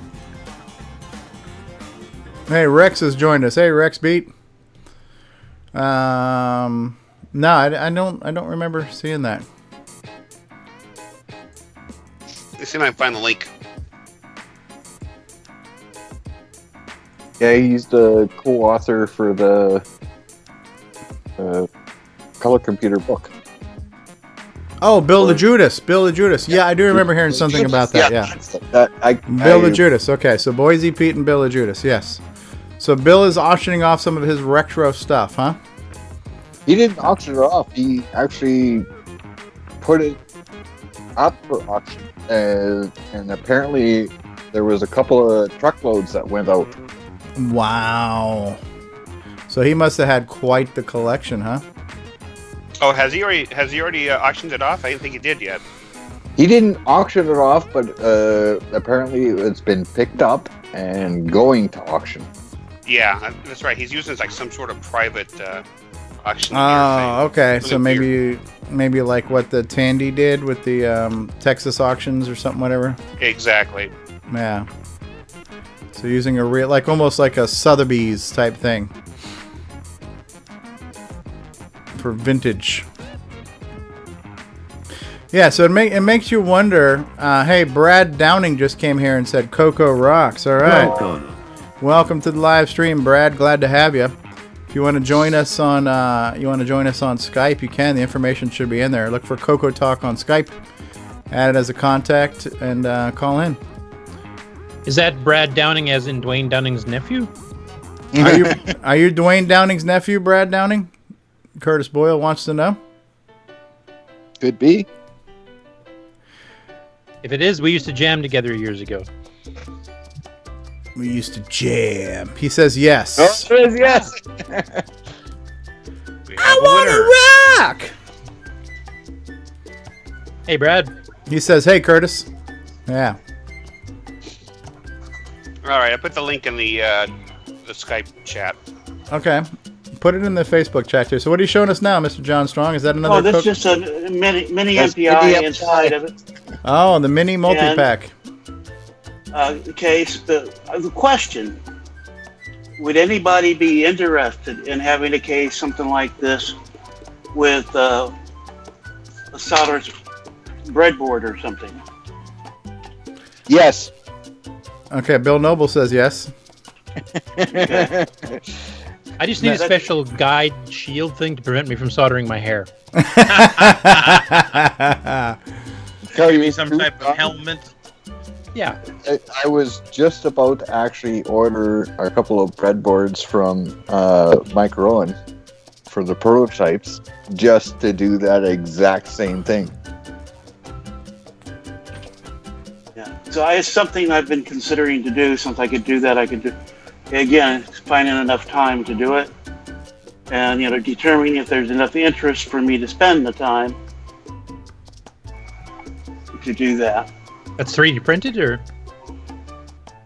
Yeah, this is a 3D printed here. Case-wise would be 3D printed, but I'm assuming the breadboard that you're going to put into it would be normal. Yes. Right. So you're creating a 3D printed case for a breadboard. Right. Yeah. Sounds like we've got one taker. Kind of extended board to bring it out, and so you plug wires into it, and so on. I would love that. Yes. Would it need to be buffered, or not? In my case, it wouldn't need to be buffered, but in some people's case, it may. But okay. Because I know there's been some talk about it in the past, but nobody's actually done it. So, I actually have some breadboards I bought here for size to do it, and some prototype parts. So I need to sit down and just do that. yeah, because actually, I was talking to Mike Rowan last night about ordering some of his prototype boards. Well, they're nice boards.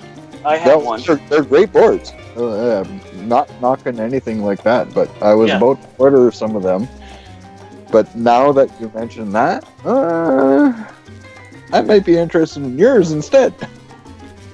Well, there's actually, room for both ideas. And I'll have to see what I can do about putting some kind of prototype for it together for extra size. Mm-hmm. Ron Delvaux has joined us. So welcome, Ron. Hello. Hello, hello. Mr. Ron. Or Timberman, should we call him? Timberman, Ron Delvaux has joined us. And Curtis. Where's my hatchet? Curtis, Brad says he taught me a ton of stuff. Thank you, by the way.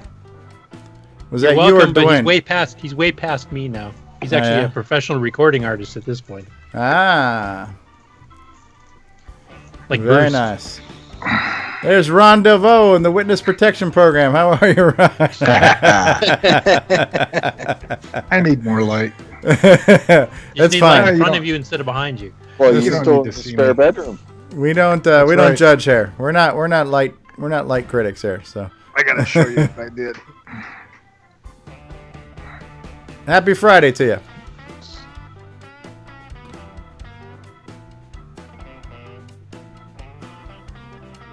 Stream.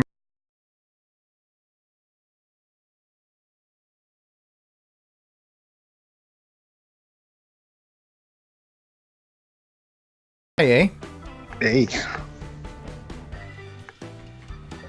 How was your week, Ron? Pretty good. Yeah. Fairly productive. I saw the eclipse earlier. Ah, nice. I broadcasted my pictures to Italy, to Gianluca Massi. He's a astronomer in Rome. And they rebroadcast pictures from all over the place to Europe because they couldn't see the eclipse. Ah, because I guess it depends on where you were in the world, huh? Yeah. Hawaii saw it. Interesting. Yep.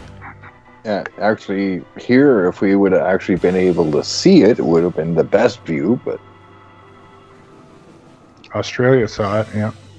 Now, is this lunar or solar? Lunar. And that means that the moon's in front of the sun? No, the moon's behind the Earth. The moon's behind... Earth's shadow on the moon. Yeah, it goes behind the Earth.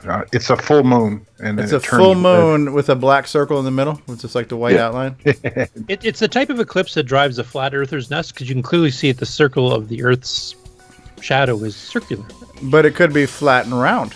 Could be a disc. Oh my God. So here we go. It could be. I'm just saying. It'd be a pencil thin line. Steve, check the picture I just posted to the Skype chat. This is a... Hold on. I missed it. Something.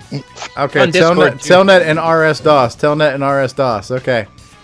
Yes, that's me telnetting into my color computer and then typing in a basic programming and running it from a Telnet client on my iPad. Okay. That is actually pretty cool. Not going to lie. How are you doing that? How are you getting into RS-DOS? Is this on your Cocoa Pi? I'm using a remote terminal driver like we did back in the 80s for a bulletin board system. Oh, okay. Yeah. I was trying to use the ASCII Express program because it's a standalone file transfer BBS, but it's not working for me. It didn't work for me in the 80s either, so I don't feel bad. I remember OS Term under OS 9 had its own little host program where you could download files and even have a little mini BBS on it. OS Term does? Yeah. Yeah. Okay. You know what this show needs? This show needs live pizza delivery where we could all get... Because I'm actually getting a little bit hungry right now. I haven't had dinner yet. I took a nap during dinner time. Oh, look at that. That looks really good, Ron. Yeah, that's a picture I took with my cell phone on my telescope. And this was a blue moon, supermoon eclipse. So not only do you see the red, you see blue and white. Wow. That's like America right there. America. Yeah. Red, white, and blue. American moon right there. Yeah, it certainly is. That's awesome. Yeah. I had about 15 or 20 people stop and want to look through the scope. Naturally, they're walking their dog and stuff in the park. Very cool. Very cool. I Yeah, love neat. stuff like that.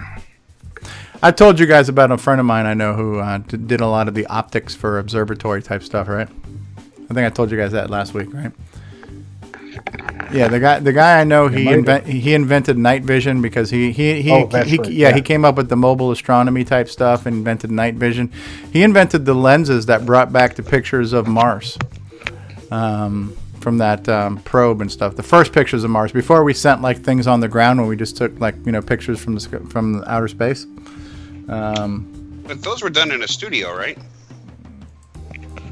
on the flat Earth, yeah. That's beautiful, man. With Neil Armstrong and all the other actors. Nah. It was really cool to see live and in person.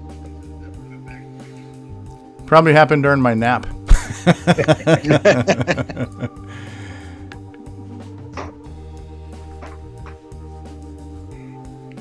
The celestial bodies, man. Just looking out into the heavens. It's beautiful. That's what you see at spring break too, isn't it?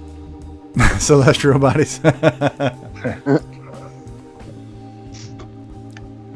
Well, I made my plane reservations today. Ah, nice. Brian Joyce in Australia said it was a cloudy night there and he missed it completely. Oh, look at Jason. You brought in pizza. It's plain though, man. Who the hell eats plain cheese pizza? Come on. What the hell kind of pizza is that? That's that windy crap the Americans eat. Yeah, no.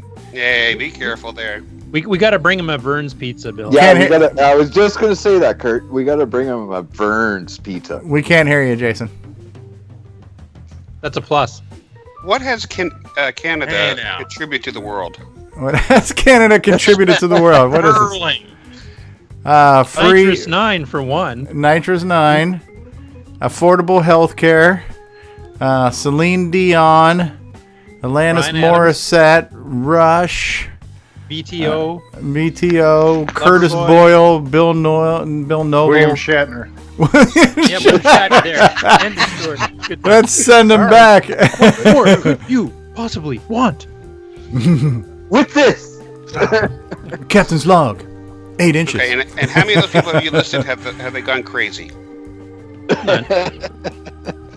Randy Quaid always comes to mind about Canadians. Oh, yeah. He's American, though. He came up here and then he was trying to flee the American government or something, wasn't it? He had problems parking his RV. Shitter's broke. That was the best. That franchise. The vacation franchise. The best.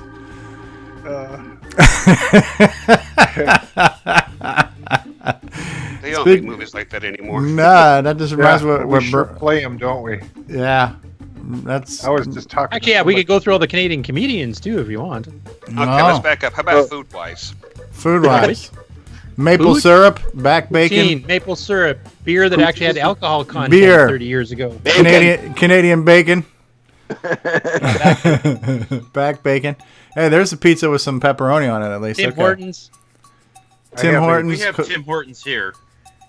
I have a but that's from here. So. Yeah, there's American Tim Hortons. You got to have the real Tim Hortons. No, we have Starbucks. They're bigger and better. Starbucks is bitter bullshit. Starbucks is joke. Did you Starbucks say bitter? is burnt coffee. Bitter. If you said bitter, then you're right. Bitter. Yeah, I don't like Starbucks. No, Starbucks This is like a news thing here. overpriced It's like, crap. Okay, we have Dunkin' Donuts. Yeah, Dunkin' Donuts is good. Starbucks is like Starbucks coffee is like the Macintosh computer. It's just for pompous douches who want to feel good about themselves. Too much money on the Put on your beret, get out your MacBook, and sit down in a Starbucks and be a douche. I think that's Curtis, isn't it? Oh, hey, Richard Lorbieski is here. The rest of it. Maybe we can get some good trolling right now. There's a graphic I made one time. Let's see. Well, okay. Amateur astronomers are awaiting the next leap in technology when a cloudy night is no longer wasted. Yeah, where you could see through the clouds. That would be good. Hole. You never see the moon sometimes because of the clouds. Yeah. And so Richard Lorbieski says, so says the head douche. So apparently I'm the king of the douches. Well, at least the trolling has begun. So, all right. King. Hold on. King. You mean queen? I thought Coco Man was the queen of the douches. All right, hold on. We're Richard's in honor of Richard Lorbieski. Here are some crickets. I believe my title is Duke of Douche. Duke of Douche. No, you've been promoted to queen now. No. I don't know. This pizza here looks like I have a news story about yes, pizza. Yeah. This in just related did. News, pepperoni pizza. Pepperoni pizza, and the people it killed. Film at 11. Yeah, don't get that Canadian bacon because that stuff's nasty. Oh, this is the best thing in the world. Canadian There's a bacon? pepperoni pizza that'll kill you. We'll tell you at 11. We'll tell you at 11. Richard says that's Miss Douche. Steve Benden says, "What's up, my Coco Nuts?" Welcome aboard, Captain. Oh, he's got his Forest of Doom mug there. Yeah, I surprised Jason when I sent him a little text message of a picture of a douche box. I said, "Pour this in your mug." We were at a dollar store or something like that, and I came across these boxes of douches. I'm like, I got to take pictures of these. I don't see these things every day here. So, Richard Lorbieski says that Canadian bacon is the ass end of the moose. What is Brian saying? IMAX, the trackball, canola, the walkie-talkie, AM radio, 56K modems, the snowblower, the alkaline battery, the egg carton, the paint roller, and most importantly, the automatic lubricating cup. Canada rocks.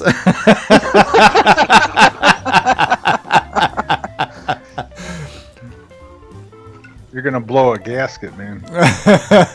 Ho! Baba booey, baba For the booey. record, I like the Tim Hortons donuts I get here. I've never gone to Tim Hortons in Canada, but I'm not a coffee person. But I like their donuts. I like donuts. I like Donuts are coffee. good, but don't eat the sandwiches. They're freaking dry and hard. Agreed. That's what she said. Ho! Oh, Ken says the in-laws have gone home. I saw that. Party time. Yeah.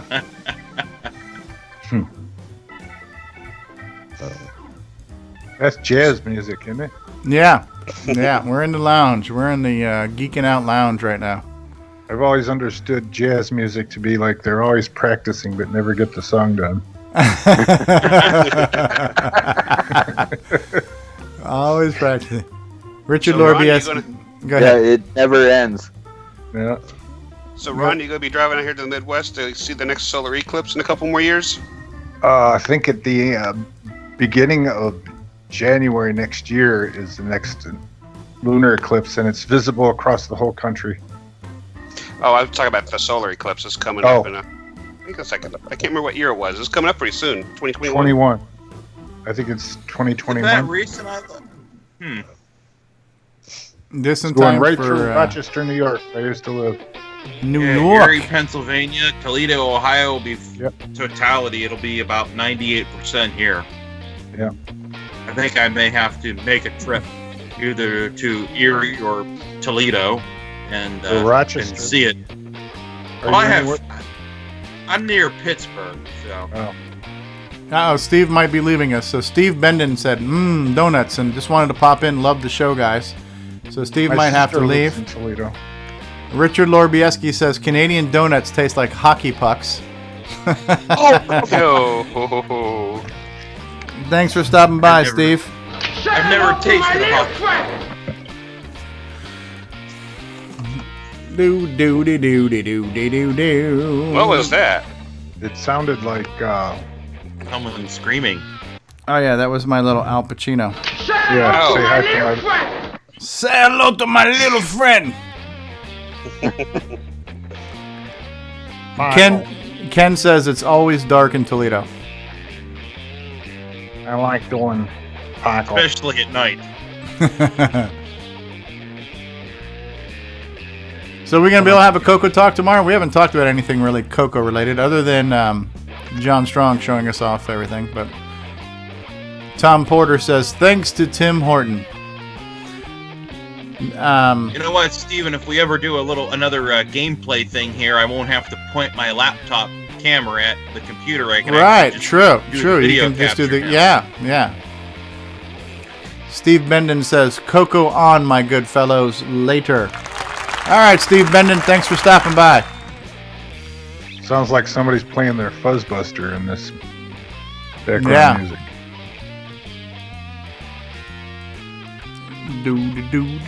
Remember the Fuzzbuster, anyone? I thought that was a slang for a radar detector.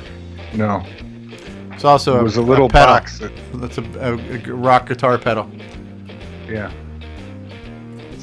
Brian says he just bought that composite doohickey. Brian Yeah, Joyce. I might have to buy one too. Yeah. For $11, you can't go wrong. You can't go wrong. You can't beat that with a stick. I was talking to Ed Snyder about getting another SDC because, first of all, you need a backup. And secondly, I've been testing for Simon and Paul Thayer, and I have to move that thing back and forth. Now, correct me if I'm wrong, the SDC does work on the Dragon, right? Yep. You got to change some dip switches, I think. Yep. So I haven't tried it yet. Tonight, the role of Jim Brain is being played by Richard Lorbieski, our resident troll. That's Jim's apprentice. Yeah, Jim's apprentice is Padawan learner. But once you were the learner, now you are the master. The circle is now complete. Did any of you guys see a video on YouTube about a dragon using a CoCo disc controller and just burning a ROM and putting it in and being able to use it on a dragon? No, but that sounds like Not a CoCo project, but it could be. Thanks, Mr. Linville. Yeah. Actually, some of my friends, we wired the keyboard matrix just to make it easier and ran CoCo stuff on it. Is that the only issue? Yeah, that's the big issue on it. I mean, you can drop CoCo. The keyboard matrix is wired differently. The port coming out of the extension port's identical. Okay, and so you got the extra hardware serial port and then the parallel port out. So it just. So would the MPI work? Yeah, I don't know if the spacing is the same height to the cartridge. I don't remember that. It's been a long time since I've had a Dragon. And it seems like it might have been a little different in height-wise off your desk. So a piece of plywood would fix that, huh? Yeah, you can fix that, But electrically, pretty much the same. Hardware-wise, they had redid the keyboard matrix, so it was differently. Was there any? Go ahead. Sorry. Yeah, I had a Dragon. I'd run cartridges. I think I had a cartridge or two for the Dragon. And, we didn't make an MPI for a Dragon? I don't know. I had the Tano, and I don't know if anybody ever made an MPI for the Dragon or not. Should the Mini MPI work on that? Oh yeah, it should work on it with no problem. Matt Witt is asking, do any of you guys have the Dragon MMC as well as the CoCoSDC? No, I don't. Actually, there's somebody who's 3D printing the case over there in England for him now, working on design. The Dragon MMC is kind of like the CoCoSDC thing for the Dragon, but also runs like cassette images and things like that. Yeah, this guy that made the video of his floppy drive controller being from a CoCo, he also had a little pad setting up on his Dragon, and he would put all of his WAV files on there and play it into the Dragon, which is pretty cool. Yeah. Matt says, check the Dragon Group and Phil Harvey Smith sells them, but he says he's yet to use his. Spy. What the hell is spy there, Jason? Oh, something old my brother wrote years and years ago. Ah, this is a Ken creation, huh? Yeah, it's a text adventure game. Oh, neat. It's very, very early. I think it was like from 1987. I recently found it on a floppy disk, and I made an image and sent it to him, and he was having fun with it because he didn't remember how it worked either. Very cool. All right, I'm going to take another... he says you didn't. You didn't what? Like you didn't send it to him? I'm not sure. All right. Yeah. I'm going to take another break. I'm going to rinse out my bottle, probably grab a glass of water, maybe take a potty break. So I'm going to run a couple commercials. Another one? Listen, man, I'm human. Okay. I'm human. Before you go there, I gotta log off here. I've got a few other things to fix here. It looks like so. All right, thanks for joining us, Curtis. Thanks Boyle. you guys for your help. Good day. Yeah. I'm going to jump off so I can get some work done. Okay, hey John, thanks for joining us and thanks for showing off all your projects in progress there. Very cool to see. Okay, have a great day. Okay, thanks guys. Happy Friday. All right, so we're gonna take a commercial break here. We're gonna to play us out here. We're gonna hear some Alan Huffman's music, and then we're gonna run a couple commercials so everybody can take about a minute and a half, go to the bathroom, get a drink, whatever, grab a smoke, and we'll be back here in just a second here, people. CoCoTALK. CoCoTALK. After Dark.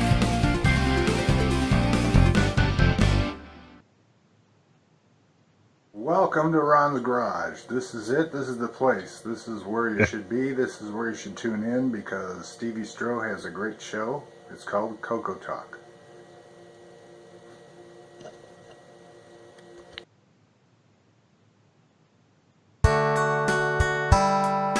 G'day, mates. This is Nick Marionettes, author of such colour computer titles as Donut Disaster, Rupert Rhymes, and Rockstar Pilot. And I am here today to tell you about the world's most fabulous operating system, OS 9. OS 9 and its current incarnation Nitrous 9 is the most advanced operating system ever created. And what makes it so good? Ease of use. I find OS 9 so incredibly intuitive that I haven't once cracked open the user manual, and yet I've been able to create such incredible games faster than the time it takes to sing Waltzing Matilda. Using OS 9, I expect my next game, Funstar, will be done this weekend and distributed exclusively on ROM cartridge.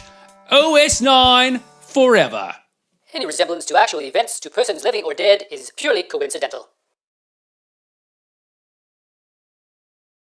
What's going on, guys? Stevie Stroh here, and I want to say thank you so much for being part of this adventure with us. It's been such a great experience in doing CoCoTALK every week, and the support we get is just amazing.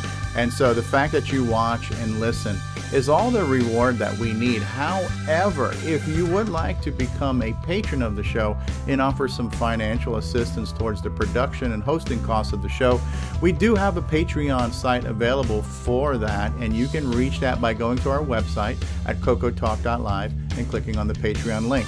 But just do us a favor and watch and listen to the show. At Gsoft, we make games for the TRS-80 color computer, TRS-80 MC10, and Dragon computers. Our basic games cover the range of genres from arcade, to text adventures, to simulations, to 3D dungeon crawls.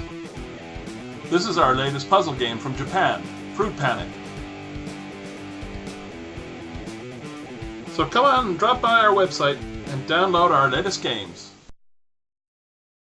Hey, what's going on, everybody? It's me, it's Original Gamer Stevie Stroh. You know, gameplay goodness. Gameplay goodness. You know, gameplay goodness. All right, people. Gameplay goodness. Thank you so much. You know, gameplay goodness. Yeah? You know, gameplay goodness. Are you ready for this? You know, gameplay goodness. Yeah? Gameplay goodness. Are you ready for this? You know, gameplay goodness. Yeah! You know, gameplay Gameplay goodness. All right, people. Gameplay goodness. Gameplay goodness. Gameplay goodness. Gameplay goodness. Yeah. Drop it low. Gameplay goodness. All right, people. Gameplay goodness. To the flow. Gameplay goodness. Yeah. Gameplay goodness. Yeah. That's great.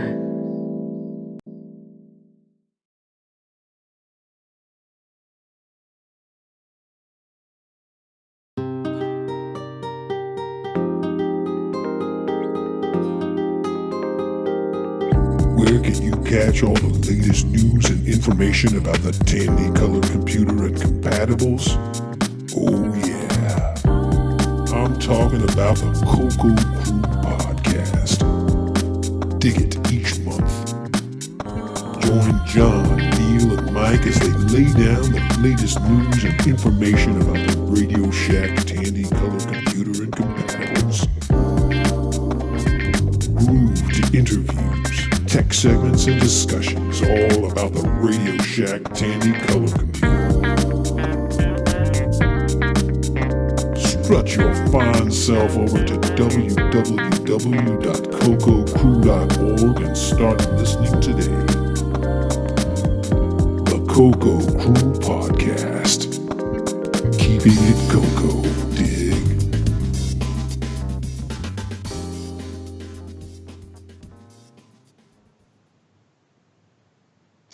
Oh no. CoCoTALK After Dark. CoCoTALK After Dark.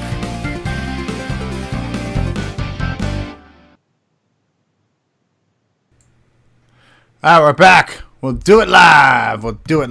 Yes. So, so what did I miss in the live chat here? What kind of trolling stuff went on here? All right. What happened here in the live chat while we were on our commercial and potty break here? So, Ken was saying that he thinks he did that game his sophomore year. I may just put it out just to show where my teenage self was, he says. Jason says, I keep getting killed by the henchmen. Richard Loribieski says, send Stevie money or the dog gets it. And listening to Stevie rap makes me want to douse myself in gasoline. What was that? Richard Loribieski says, listening to Stevie rap makes me want to douse myself in gasoline. That's like that movie Airplane. Looks like I spent the wrong day to stop sniffing glue. There was one person, the striker character was telling his story to, and he doused himself in gasoline. He was going to light himself on fire. Don't call me Shirley. Don't call me Shirley. Oh, Lord Surely have you mercy. can't be serious. I am serious, and stop calling me Shirley. Yeah. Those are great movies. They don't make movies like that anymore. They do. They just He's don't. down there below me doing the little circle swirly thing. Yeah, that's what I'm trying to figure out. That looks like John Strong. John Strong, I think he left, but maybe his computer doesn't realize he left, so I just hung up on him. Okay. Because John said he had to go. I think Curtis said he had to go. So the herd is thinning. So yeah, anybody who's watching right now, welcome to Geek Talk, a very special, and we use the word special loosely, but a special version of our CoCoTALK After Dark show, and we decided to call this one Geek Talk because we figured we'd talk about just about anything. Doesn't have to be computer related, doesn't have to be retro related, it can be anything you want to talk about. And anybody's free to join us on the Skype call. If you want to be part of the conversation, you can join us as a voice call or a video call. And look for CoCoTALK on Skype. Search for CoCoTALK at CoCoTALK. Is he cutting out? It's not He's just cutting you. out bad. All right, let me stop sharing the audio for you guys. Okay. I turned off the system sound. Am I not cutting off for you guys now? It's a little better. Yeah, you're still cutting out a little bit. I fucking hate Skype. Skype shit sucks. I swear to God. There's no words on it.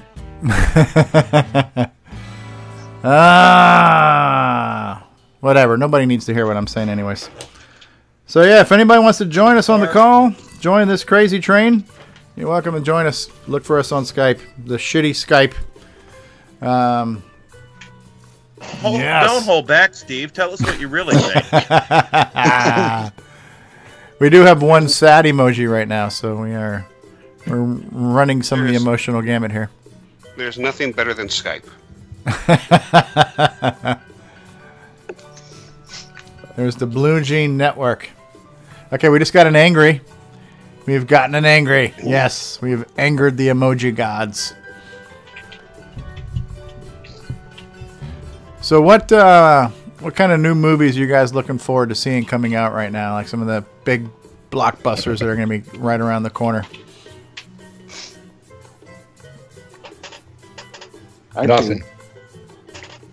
What's the new movie coming from that True Story with the French train?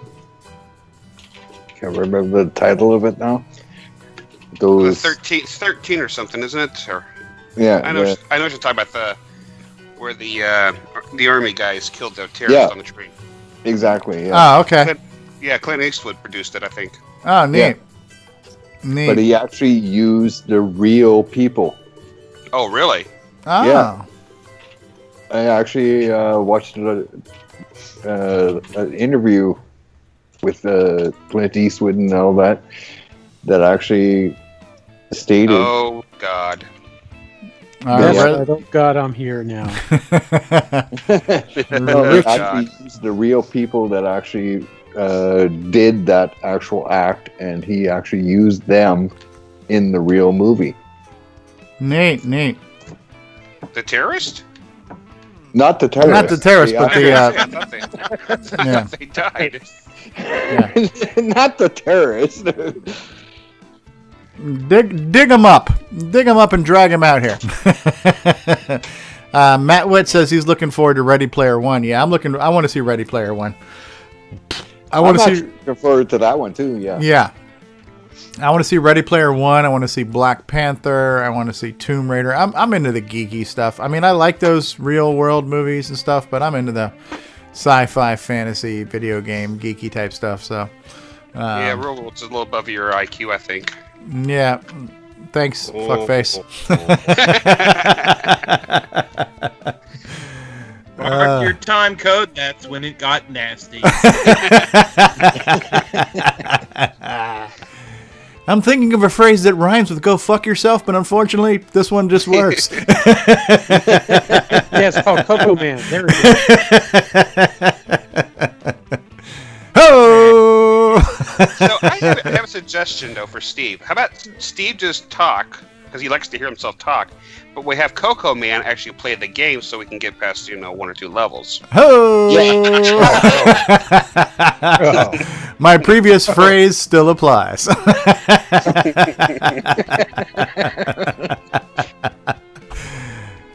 Yeah, you got all the equipment now to record your own videos, Jason. You could be the next YouTube star. Get on it, Jason. The next big thing. We'll see. The world's looking for another star. Yeah, I'm looking forward to seeing Ready Player One. Some of the new trailers for it, they look good. Now, obviously, there's a few scenes you see in the trailer that are not in the book. And, that's okay if they add or change a few things. It looks like they're keeping most of the core elements. H is in it, and Artemis is in it. They've even got IROC in it, so they seem to have most of the characters. It was like a 40-chapter novel, so you got to break that down to maybe 2.5 hours. So some compromises need to be made. 20-some hours long audiobook? Yeah. It was about 15 or 16, I think it wasn't it? Yeah, it was about 20 hours of audio. With Will Wheaton. Yeah, it's a good listen. Will Wheaton. Will Wheaton. Cool whip. Yeah. Cool whip. Cool whip. Did you get it on with that Whoopi Goldberg? Great clip. We'll do it live. Oh, Ready Player One's 15 hours and 40 minutes. 15 hours? 15 hours, 40 minutes. It seemed longer. It felt longer. Not in a bad way. Yeah. I'm going to look and see what mine is. I wonder if it's different on different formats. I had the unabridged. Did you have unabridged? Yes. Okay, so 15 hours and 46 minutes. Yeah, it felt longer. And so Andromeda was 11 hours, and so just under just 12 hours was Andromeda. The Off to Be the Wizard I just finished listening to, that was 10 hours and 45 minutes. And now when you look at Game of Thrones, which I'm now going to start, Game of Thrones is 33 hours and 48 minutes. I mean, that's like huge. Absolutely huge. But I tell you what, is there only one book for that one? No, there's several books. As a matter of fact, we're at a time now where Game of Thrones and HBO, they have gone beyond the books. So what they're doing now is they're like going into new territory. And that could be dangerous. Well, is this season still the last season, or they? I'm not sure. Honestly, I'm not sure. It's kind of like The Walking Dead. I look at Richard Lorbieski has become the witness protection silhouette there. Like The Walking Dead has become an alternate universe from the comic. So the TV show has got some things are the same and some things are different. So, I mean, in a way, that's kind of good because especially like if you've already read Ready Player One and you know everything that happens, it'd be nice to watch the movie and see a couple of surprises that you didn't expect that weren't in the book or just things that are done differently. If it's done well and it's true to the source material and it's handled well, it's still going to be good. I think the Walking Dead TV show does a good job with that. It's one of the best shows on television, in my opinion. But that's just me. That's how I roll. I like violence, I like zombies. I figured you for a guy for 50 Shades Darker or something like that. No, I don't know, maybe David Ladd and I might go see that on date night or something. So. 50 Shades of Grey. Eh? How many shades in Canada, eh? I heard there's a new Crocodile Dundee coming out too, right? And we talked about that earlier, yeah. Alan says it might be a spoof. Oh, really? Yeah.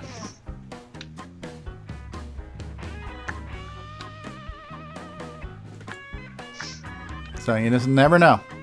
What's coming out for the superheroes this year? Black Panther is one of the next ones up from the Marvel Cinematic Universe. And he's already been in... Buzzard Bait. I like Buzzard Bait. CoCo Man's playing a little Buzzard Bait now. So yeah, Black Panther is fitting into the Marvel Universe. And he was in, was it Civil War? Captain America Civil War?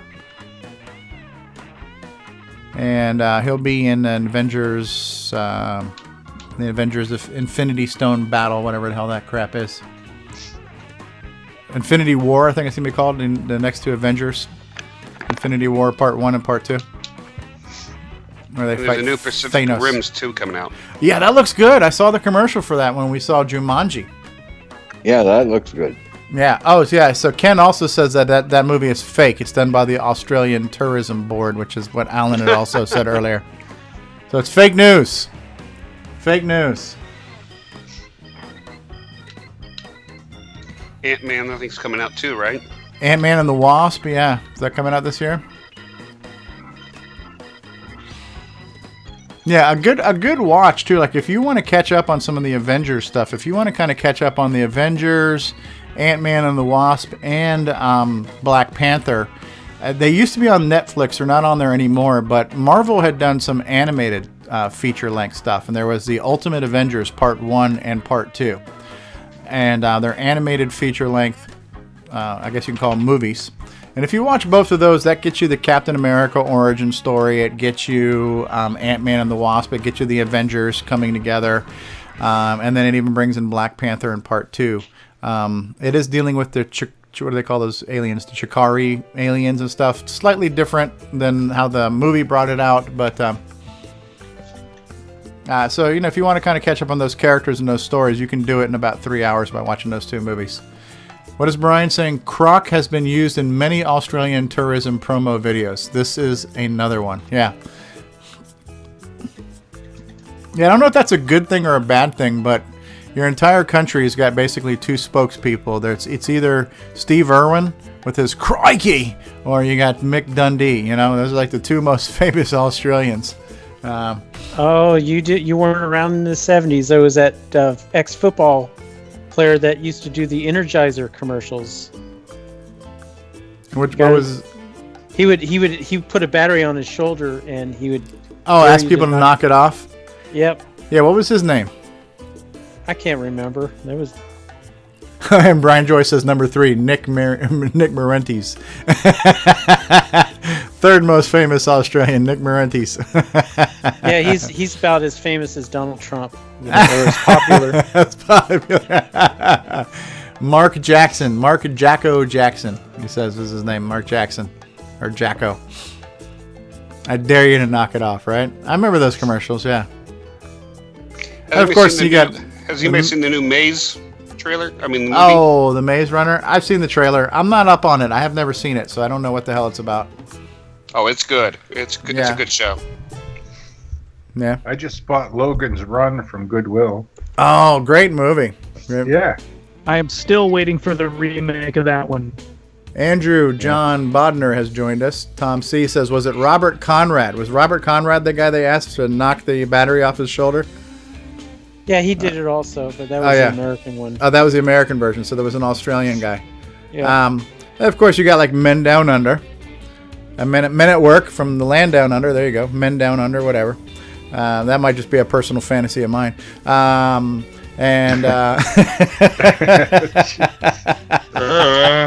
getting to know Steve really well. Men at Work with the Land Down Under. Midnight Oil, lesser, maybe not quite as well known in all circles, but Beds Are Burning.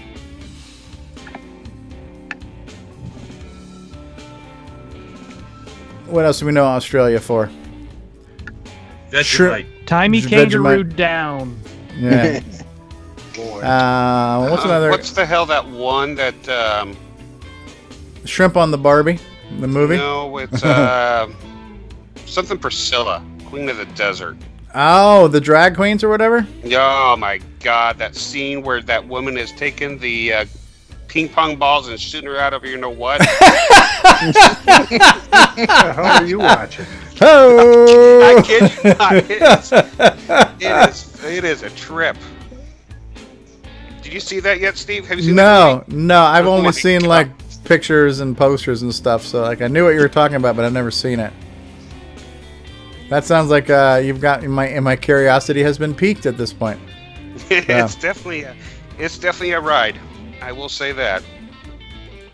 It's got the guy who played in The Matrix, the FBI agent. Oh, Agent Smith, yeah. Yeah, he also played the whiny king in that trilogy. I can't remember. Lord of the Rings. Oh yeah, he was the elven whatever. Yeah, yeah. He was the hell whiner. He was good in that. Agent Smith's one of the best characters ever. Right?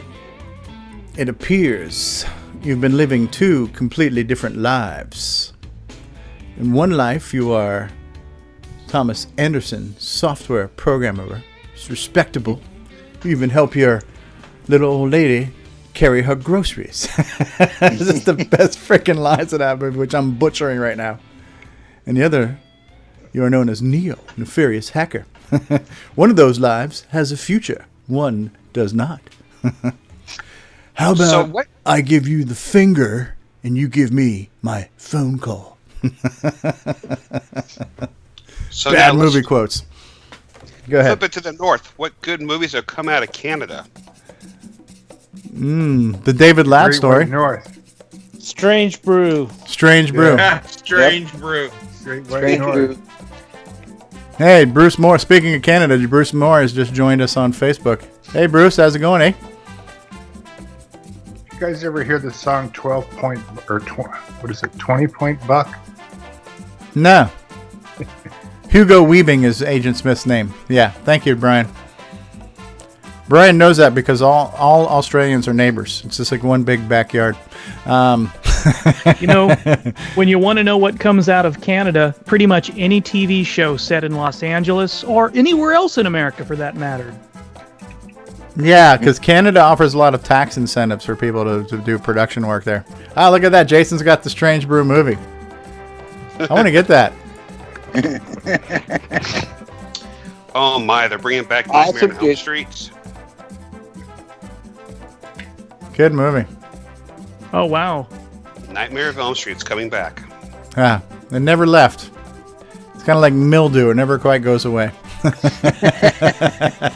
That scene where he came out of the waterbed. Oh. Oh, yeah, it's great. Like mildew and genital warts is the things that never quite go away. Oh my God.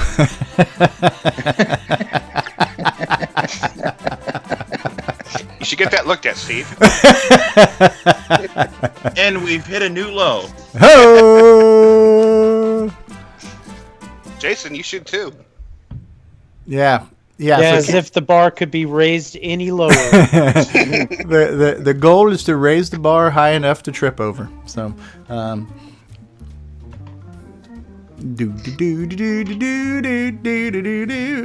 great. Yeah. Speaking of that, The Matrix was filmed in Canada. Really? Yeah. A lot of things. Australia. It was done in Vancouver. Was it? I thought it was Australia. All right, never mind. I thought it was Australia too. Yeah, it could be. But between the two, believe it or not, a lot of things are filmed in both Australia and Canada because the downtowns look like any big city USA. You know, it could pass for New York or any other big city. So another big place too is Georgia. Yeah, yeah. In fact, I think The Walking Dead is actually filmed in Georgia. Yep. Yeah, because a lot of these places will offer tax incentives and subsidies to people to set up production there because it creates a lot of jobs. You know, there's a lot of union jobs and setting up the sets and all kinds of stuff like that. So making a movie, it's good business. So a lot of people, actually in those places like Georgia, it's non-union. Oh, is it really? Yep. Ken says the bar is so low you need a shovel to get over it.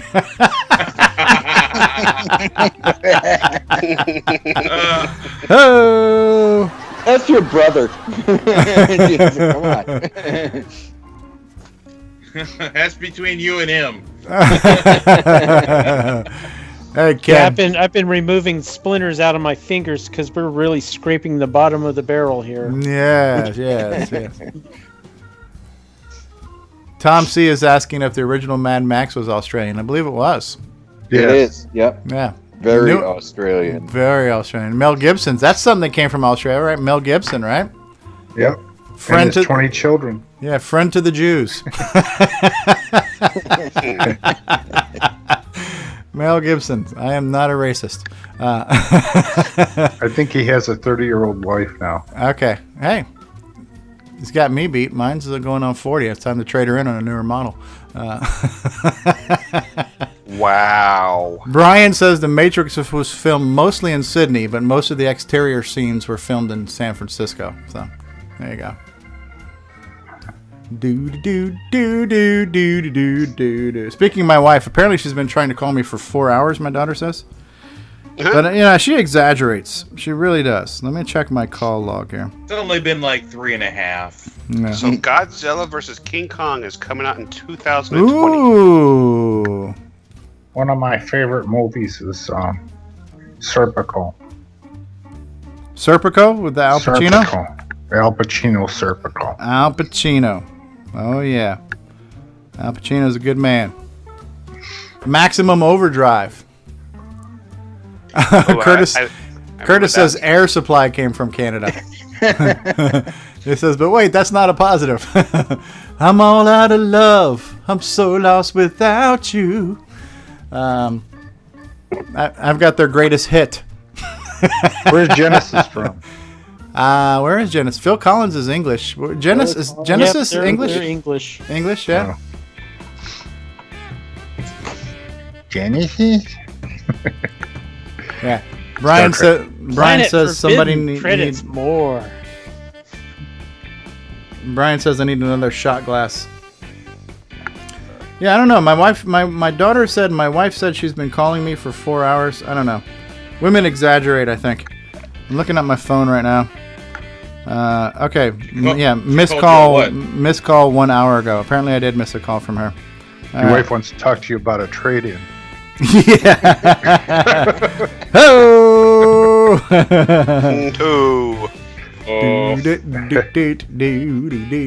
Hey, Brian Joyce, how's the beer in Australia? And why aren't you joining us on the Skype call? You can't join us. It's already happened there. It's the future. He's in the future. We have not caught up to him yet. Vincent Tran has joined us. Hey, Vincent Tran. Kirk, give me Genesis. Yeah, Genesis is that's from the Project Genesis for Star Trek 2 or Star Trek 3, right? When we were trying to bring Spock back to life. The epitome of overacting. Star Trek 2. Oh, okay. So Brian says the beer is awesome, but he has the flu. All right. Oh, I know what I'm gonna watch. What's that? The First Purge. The First Purge. Yeah, I've not seen that. They're making another Purge, right? That's the third of the series of the Purge. You've seen the Purge, right? Negative, Ghost Rider. I like Hell on Wheels. Has anybody seen the Purged? That's like where Aren't it's there okay. like 3 of them now? Yeah, that's where you get to kill whoever you want for one day each year in the United States. You know. Something like that. I know the premise, but I've never seen it. Is that a paid holiday? It's open season. I know this much. If this ever comes to be true, I think we all need to hide from David Ladd. No. And Bruce says I've done a purge. Bruce, why don't you join us on Skype, sir? Curtis Boyle and a few other people chiming in saying they think Star Trek 2 is one of the best movies.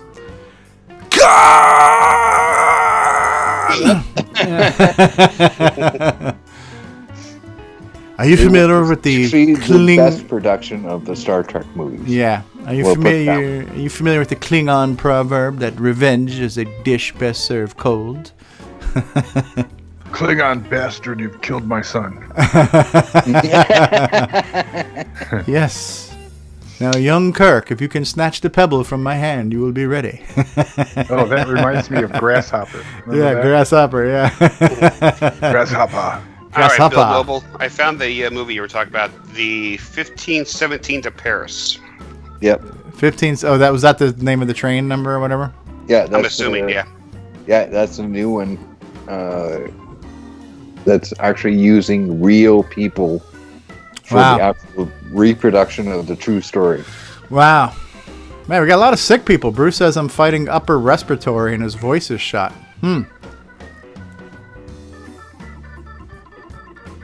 We are wishing you speedy recovery, Sir Bruce. Yeah, this flu is really bad this year.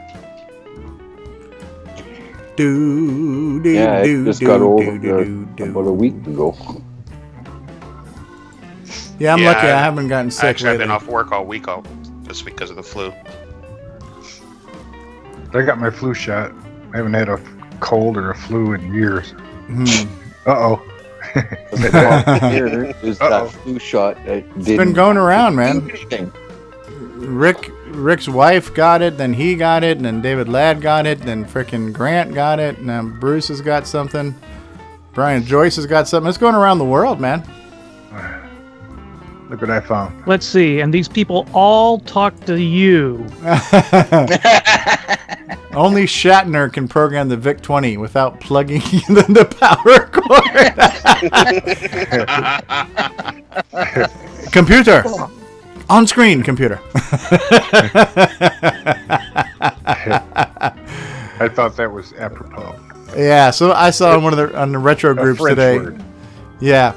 There was a picture of a bunch of people playing a Nintendo NES, and the caption was, "What's wrong with this picture?" And so there was like a million things wrong. Number one, nobody was looking at the TV correctly. Number two, you showed two kids holding joysticks at the same time, and they're playing Super Mario Brothers, which is a take turns type game. The thing wasn't plugged in. There were no cords to the Nintendo or the TV. There was also the light gun was sitting there next to everything. That there's only 2 ports, so the light gun couldn't have been plugged in. And so it was like there was just a million things wrong with that picture when you looked at it.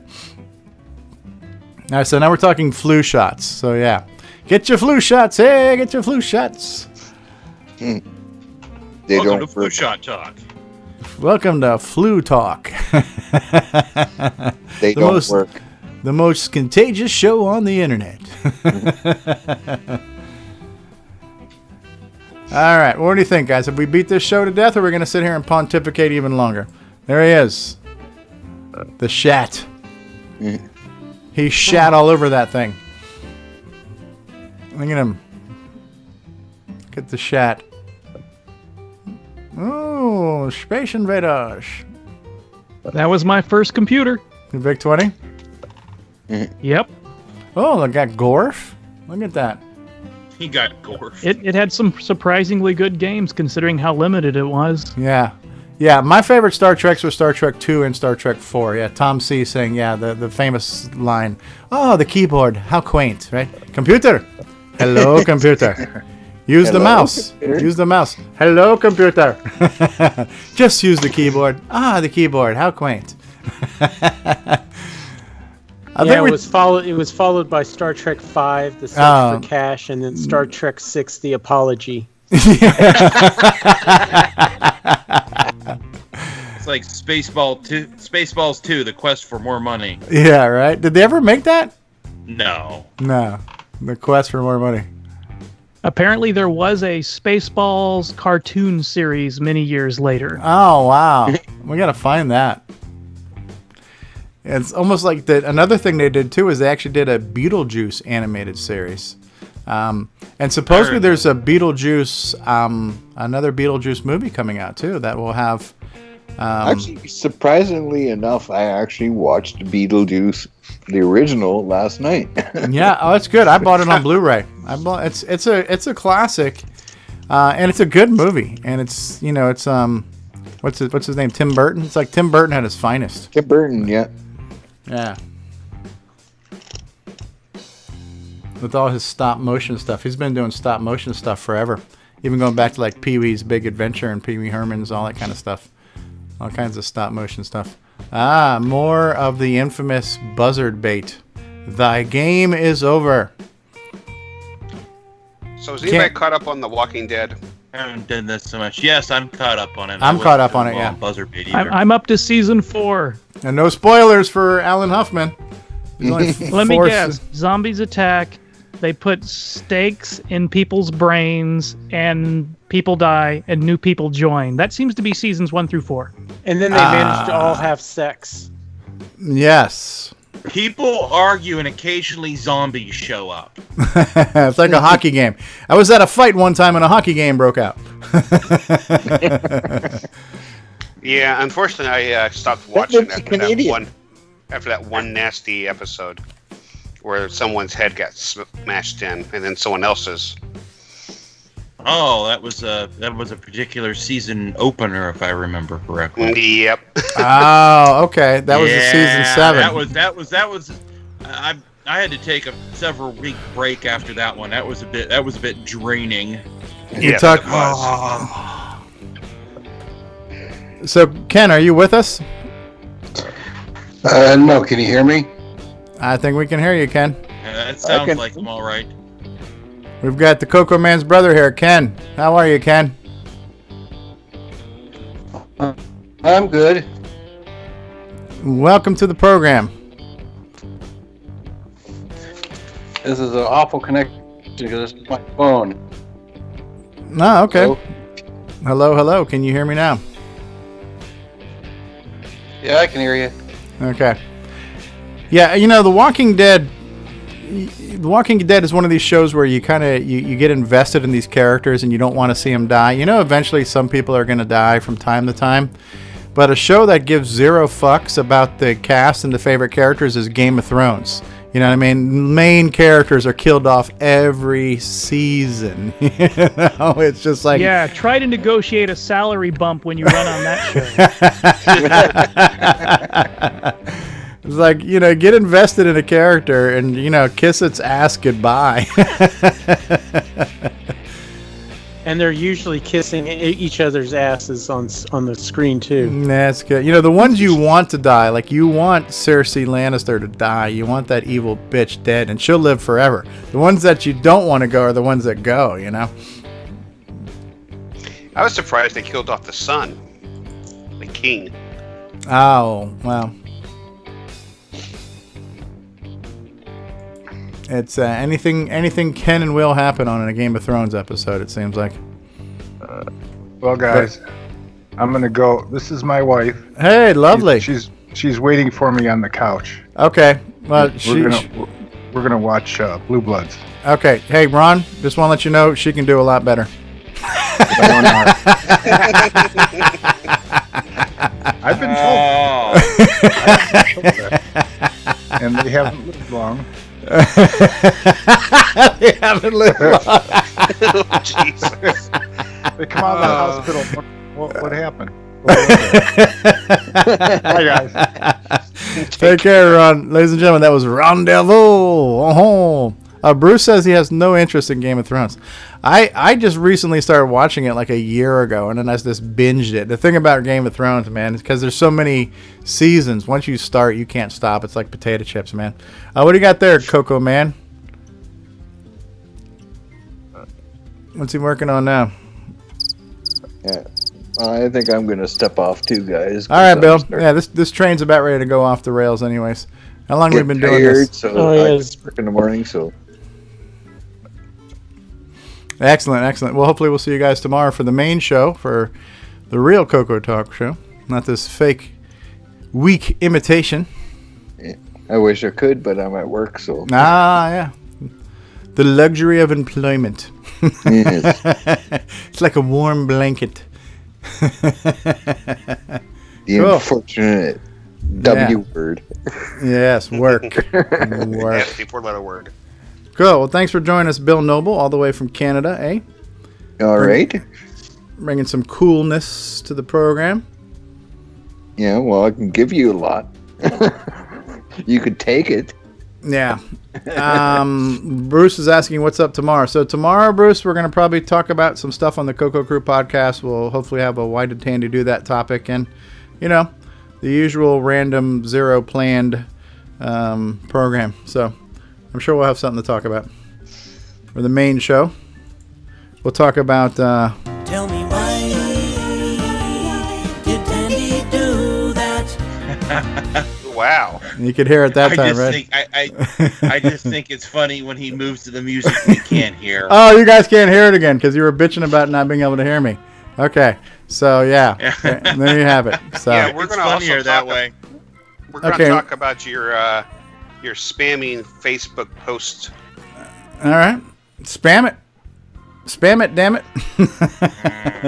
Because whenever you I really post, love seeing the same message 6 times. I know my phone goes crazy. Hold on a second. There should be a law against that.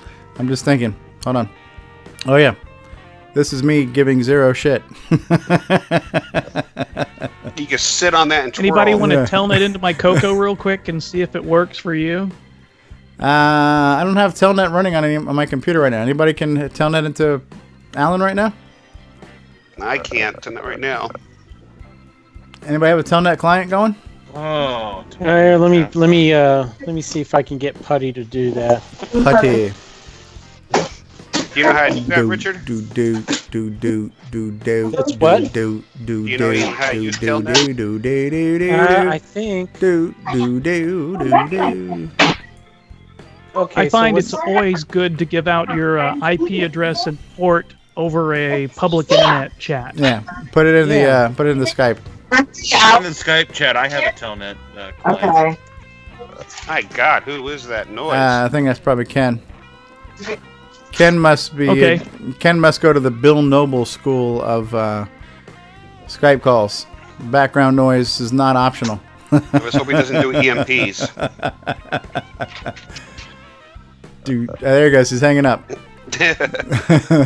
Apparently, subtlety works well with Ken. Oh, he's got kids. Is he very similar to you, Jason? In what way? Is he going to be like another one of you? I guess you'll have to find out. So I don't know if Coco Fest can handle 2 Jasons. We are similar in some ways and very different in others. Who's older, Ken or you? He's older. Okay, so Ken's the big brother and you're the baby brother, huh? So he can kick your ass, right? He is my older brother. I seriously doubt that. He doesn't call me his little brother. I'm his younger brother. Okay.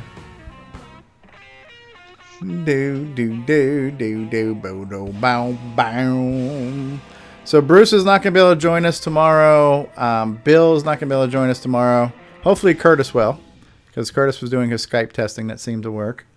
So I like the port number. That's. And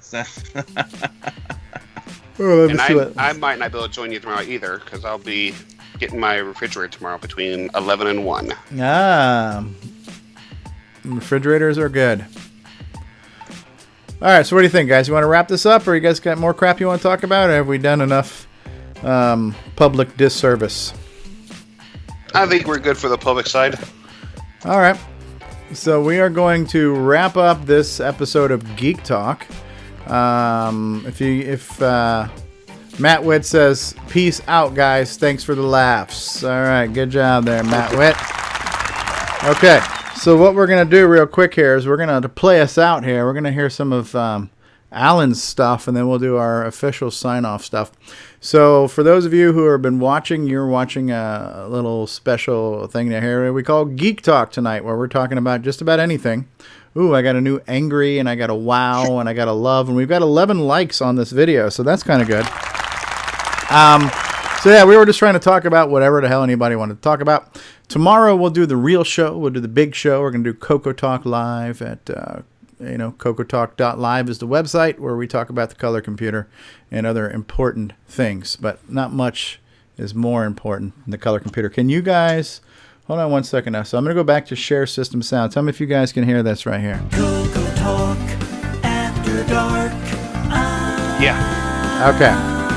So now when you see me bobbing my head, you'll know what I'm talking about now. All right. So we've had a lot of people in the live chat. So let's go back and look at some of the people in the live chat. So Brian Joyce was here. Andrew John Bodner was here. Tom C. was here. Bruce Moore was here. Ken Reichert was here. Matt Witt was here. Vincent Tran stopped by. And who else was here? Jason was in the chat here.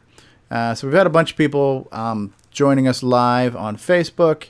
Paul Thayer was in the call earlier. John Strong was in the call earlier. Ron Delvaux was here. Bill Noble was here. Handful of us were here. Still on the call right now, we have Alan Huffman, Grant Leedy, Richard Lorbieski, and Coco Man. So to play us out here, we're going to hear some of Alan Huffman's music for just a minute, and then we'll hear the CoCoTALK sign off. And thanks for watching. See us tomorrow when we do the real show called CoCoTALK Live. Take care, guys. CoCoTalk After Dark. CoCoTalk After Dark. Aye. CoCoTalk After Dark. Aye. CoCoTalk After Dark. Arg.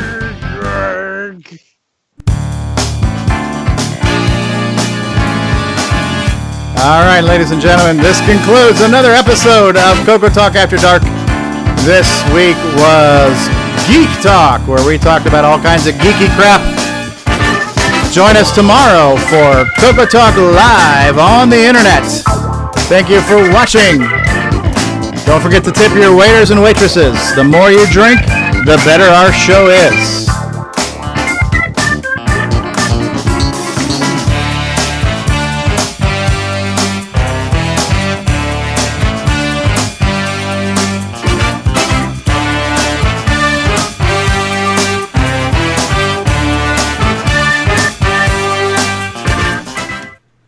Oh, yeah. Gotta love that 70s porn music there.